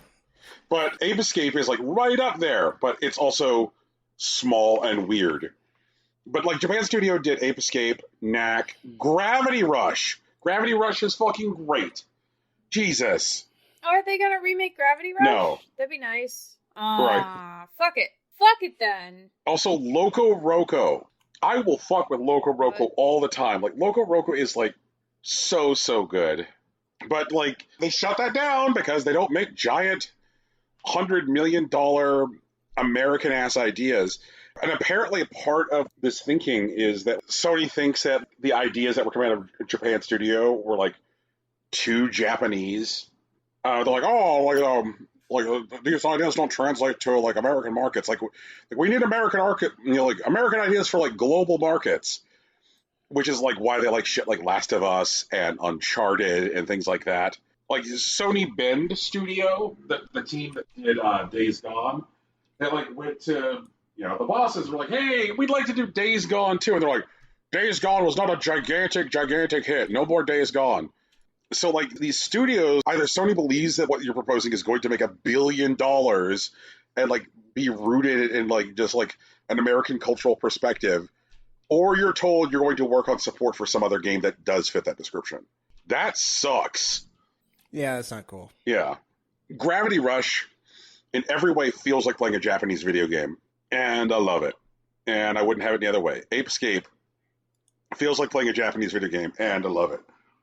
Knack sucks. I'm not here to defend Knack. What about Knack 2? Knack 2. Knack takes Manhattan. Attack of the Mac. This time he's Knack. Knack on the crack. Crack on the Knack. Frog Fraction 6. Let him finish. Okay. But like Loco Roco, great. But the idea that like every game has to be Uncharted is just like terrible. That they're looking for all of this like cross media synergy with like Last of Us TV show for HBO and Uncharted movie. Are we going to get to a point where like all Sony is just like 4 franchises that trade off years, like God of War, Horizon, Last of Us, and Uncharted? Is that where we're heading? Or did I leave it? Oh, this is the car one and the car one. They could even just call it the car one. Are you mad at Gran Turismo again for some reason? Yep. Yes. That's what it sounds like. Gran Turismo's fine. Leave them alone. Jesus. You do not want a future where all Sony is those 4 franchises and the car one. No, I mean, I get what you're saying. Like, I understand that big budget games taking over the entire landscape is bad for people who want to play diverse interactive experiences. But the people that play Gran Turismo love it. And, like, I don't think they deserve to be dunked on this program. The car one can be fine. That's not the problem. Then at least say their name, man. Jesus. T-Pain plays Gran Turismo, and it's cool sometimes. I played Gran Turismo growing up, and it never did anything wrong to me. Gran, the car one. Oh, my God. Okay. Oh, wait. Is it my story next? Is that why this... Okay. So, speaking of things that are coming on the horizon, E3 is going digital, but it may be too late. They're doing pre-show media days, so Brian, when you were concerned about them doing like a media week, it's still happening. It's going to be June 7th to 11th this year. God damn it. The actual show will take place from the 12th to the 15th, which is like that weekend leading to the following Tuesday. E3 has stated they have early commitments from Nintendo, Xbox, Capcom, Konami, or, you know, what used to be Konami, Ubisoft, Take-Two Interactive, Warner Bros. Games, and Koch Media. Despite initial speculation, it will be a free event. People who are reporting on E3 going digital initially were worried that the event would offer playable demos that were locked behind a paywall. Jeff Keighley, the man behind Summer Game Fest, added fuel to the fire when these articles originally came out with a cryptic tweet reading free-to-play hashtag Summer Game Fest. That's the story. There has been smoke on the street that the reason that E3 will not have paywalled demos is because of the visibility of Keighley and the visibility of Keighley's tweet. They got spooked.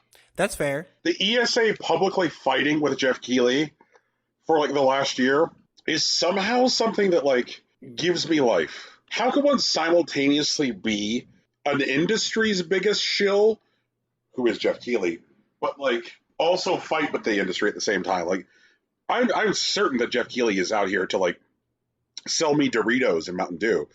But he also, I guess, wants the ESA to do better. You know what? Honestly, I kind of feel like those days are behind Keighley. I think Keighley did those things, you know, wore the Pope hat and poured Mountain Dew down our throats because he knew that they had the money to make video games great. And at some point, that became less apparent to him. And now, you know, he works with smaller publishers and indies to try to get the attention that games deserve and get them in front of the people that could earnestly enjoy them. I don't think he's perfect. I don't think that he's a hero or anything like that. I did not say that. But right.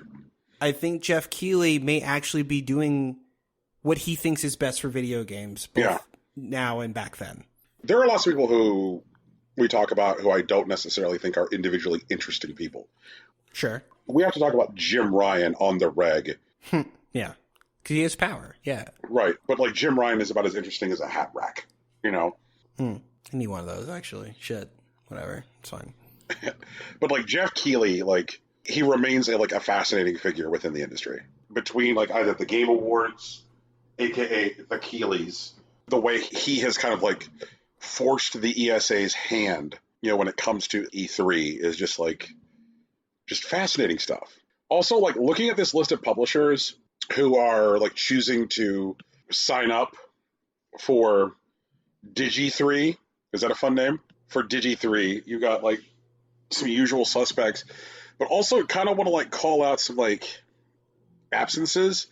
You know, for all of Microsoft's big talk about how Bethesda was going to operate separately, you know, like, hey, they're going to work like LinkedIn and, you know, like they're going to be like a separate operator. I'm like, oh, I don't see a separate Bethesda show here. And I guarantee you that like the Xbox show is going to include Bethesda stuff. And I also guarantee you that whatever Take-Two is going to talk about is just going to be Grand Theft Auto stuff. That's it. That is it. Like maybe if people are lucky and real good, they might say there's another Mafia game coming out. But like that's it. That's all. Wait, is Bully them too? Yeah, there'll never be another Bully game. I don't know. They might do a Bully remake. I'd believe that. Rocky, will you make a $500 bet? Like, what's the horizon on this bet? I mean, I'm not saying I'm sure that this is a thing that's going to happen. I'm saying certain. If they said it, I'd believe it.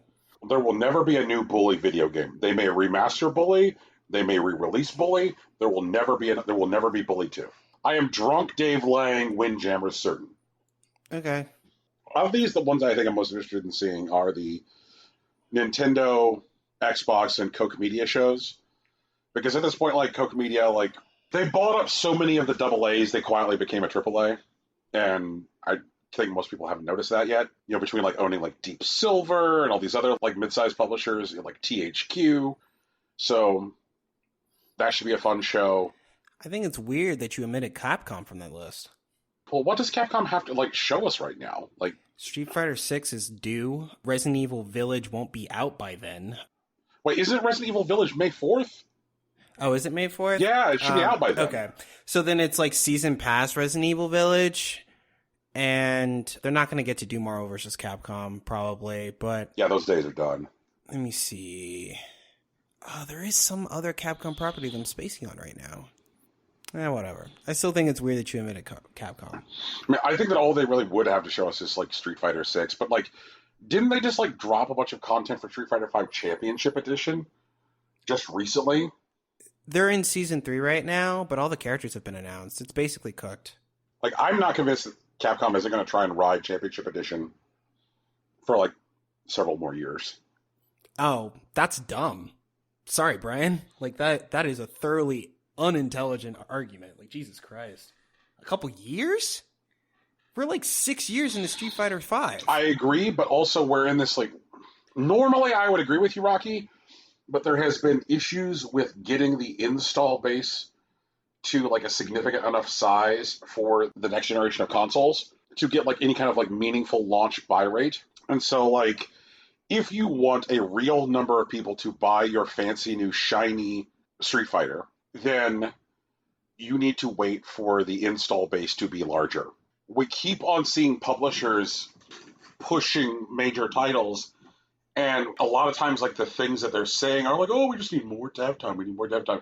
But the things that they're not saying are, because of these, like, chokes on components, the install base is not what we thought it was going to be, but if we hang back, we'll be able to recoup our development costs better. You know? I mean, maybe. I mean, I get that argument. And what I'm saying is that, like, a Street Fighter 6 announcement wouldn't be far-fetched. Okay, I'll buy that. What far-fetched is saying that, like, they're going to ride Championship Edition for years? Years, Brian. Like, that's wild. Like, I could see, like, some announcement where you get, like, grizzled, now old man Ryu. He's punching a waterfall. He's punching it. And it's like Street Fighter 6, 2023.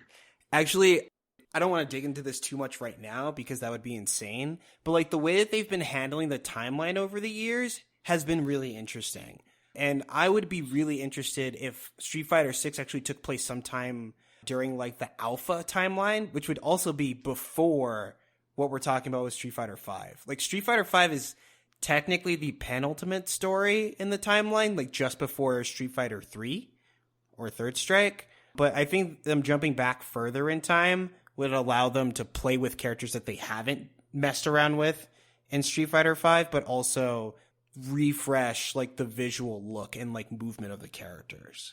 Why is Street Fighter's timeline more confusing than Fast and Furious? Because it's been around longer? Okay, I'll buy that. I'm just saying that, like, I'm ready for something to take place after the Tokyo Drift of Street Fighter. Yeah, they're going to the moon, man. We know. Yeah. This is known. Then they're going to Mars. Send Blanca to the moon. Hashtag send Blanca to the moon. Man, it would actually be really great if they just, like, sat down and actually admitted that Blanca was an alien the entire time, which would make, like, Lara, like, what, a quarter alien, technically? Yep. Oh, that'd be neat. I'd be That down would be for so that. fucking lit. Oh, God. Like, send Blanca to the moon, like, right here. I want aliens to show up and say that they've had the Hadouken this entire time, and they just, like, roast the whole crew. And then they see, like, Ken's, like, fire Shoryuken, and they're like, oh, that's cute. And they hit him with a lightning one. That could be lit. Incredible work. I think we're all in agreement that nobody cares what Konami has to show. Yeah, fuck. That's not even Konami, dude. Like, I don't know them. What new pachinko nonsense are they going to give me? Hey, y'all, you ready for a new Frogger? Hey, Frog Fraction 6, let's go!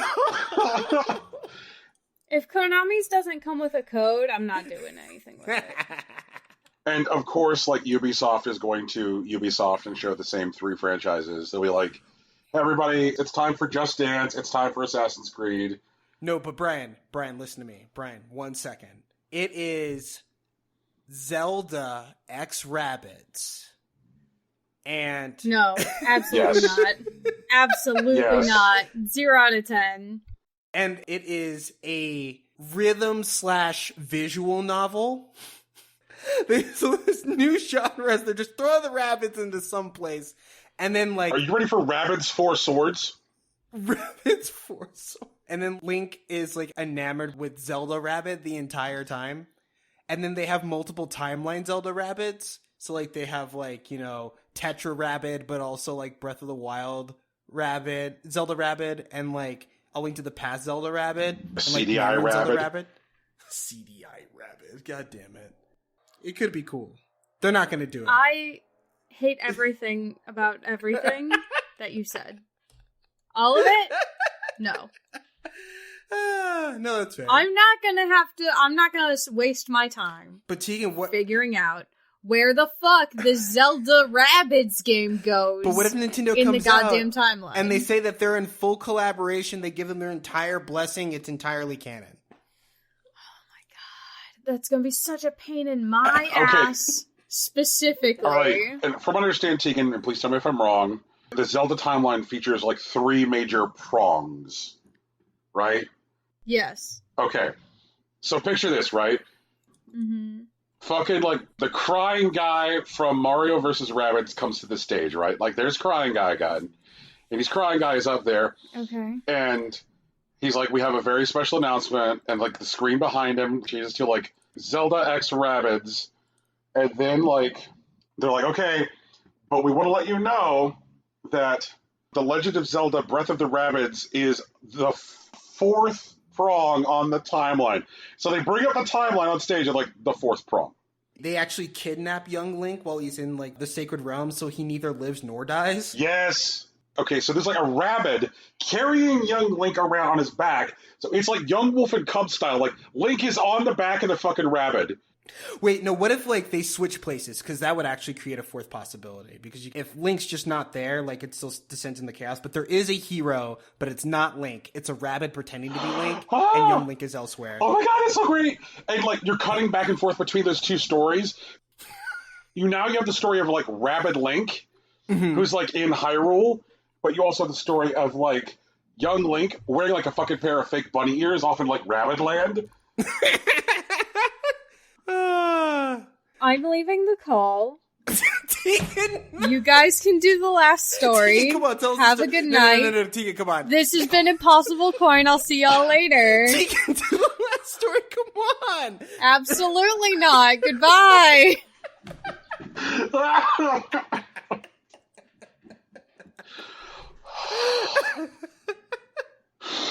Oh man, is she actually gone? No way. Oh, I have no idea. How do I even check this list anymore? Brian, please. Wait, did that happen? I think Tegan actually left the call. Oh, wait, that was a committed bit. Tegan's all about the commitment. You know this. Yeah, I am 100%. That's 100.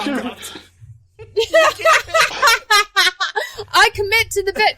I was like, I think I'd still be able to rejoin the call if I hung up. I hope that doesn't mess up with the Skype recording. Oh well, fuck it. And then I hung up. Wow.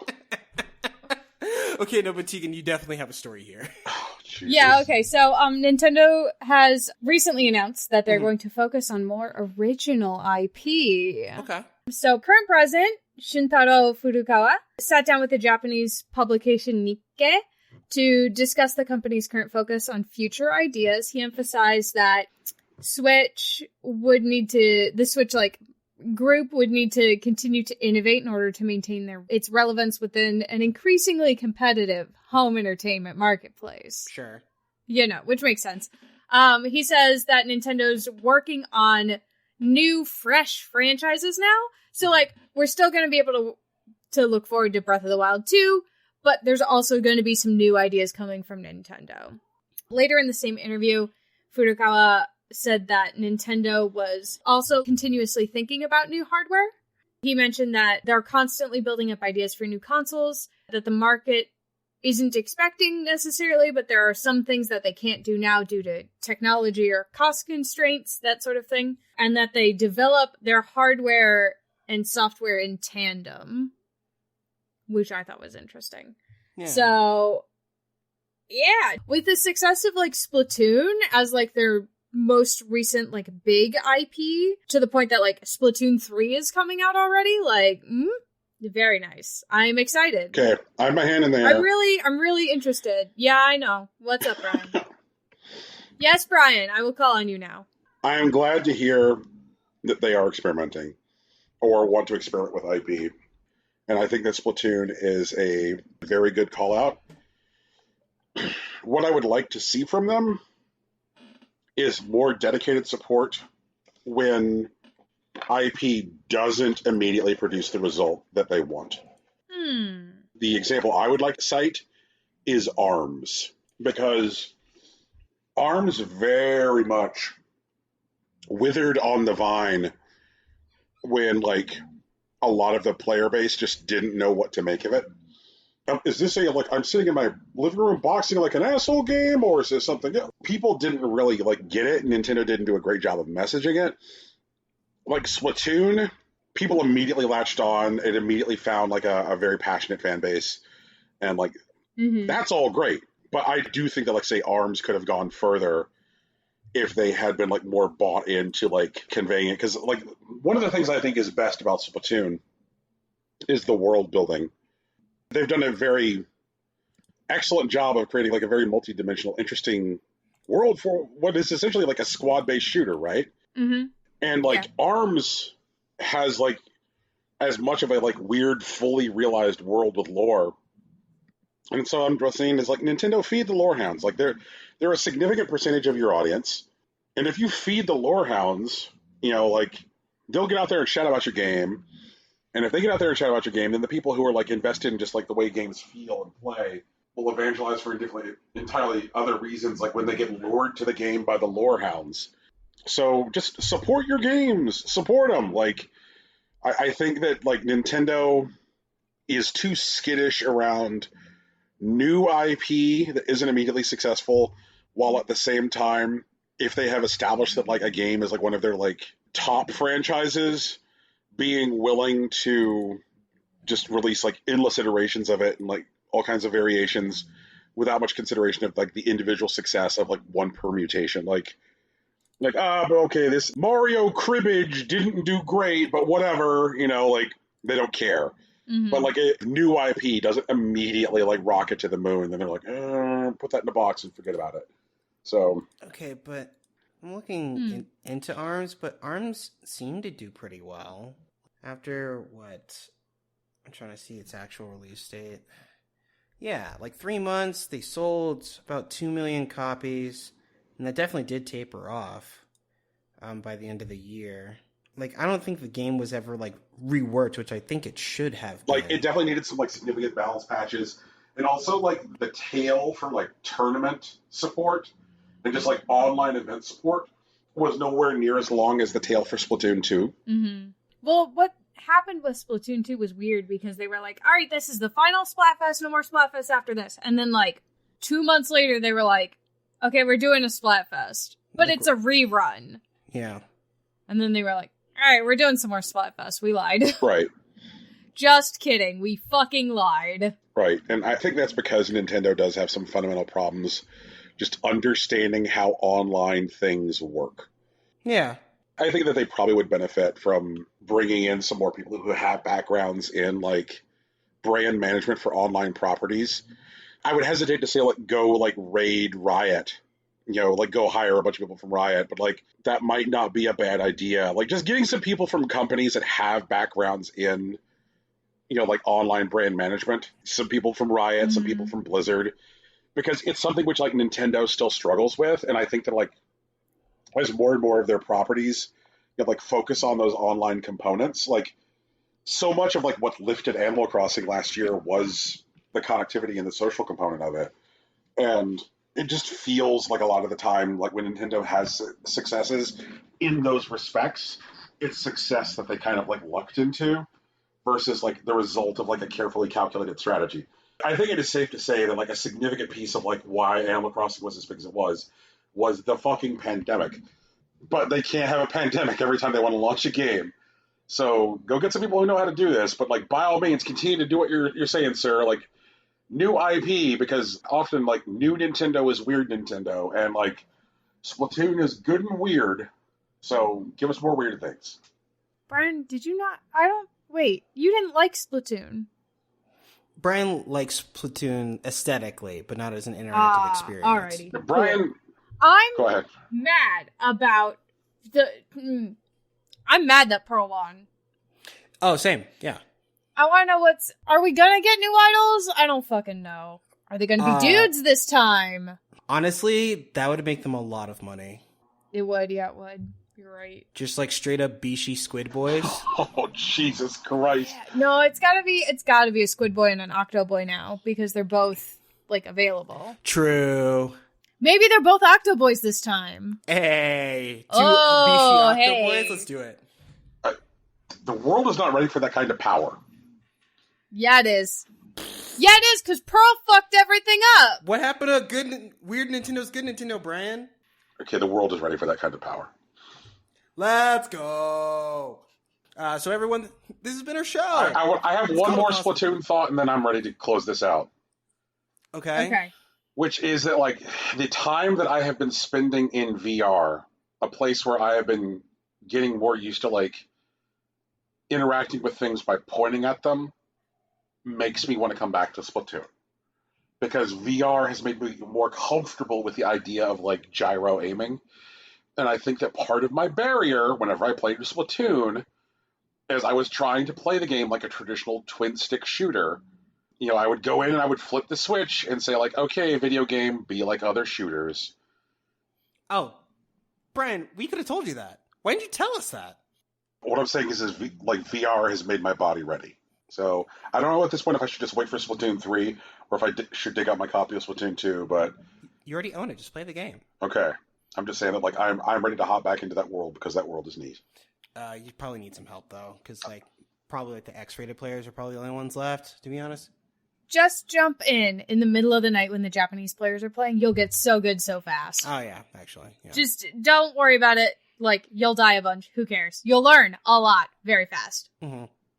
That's what I did.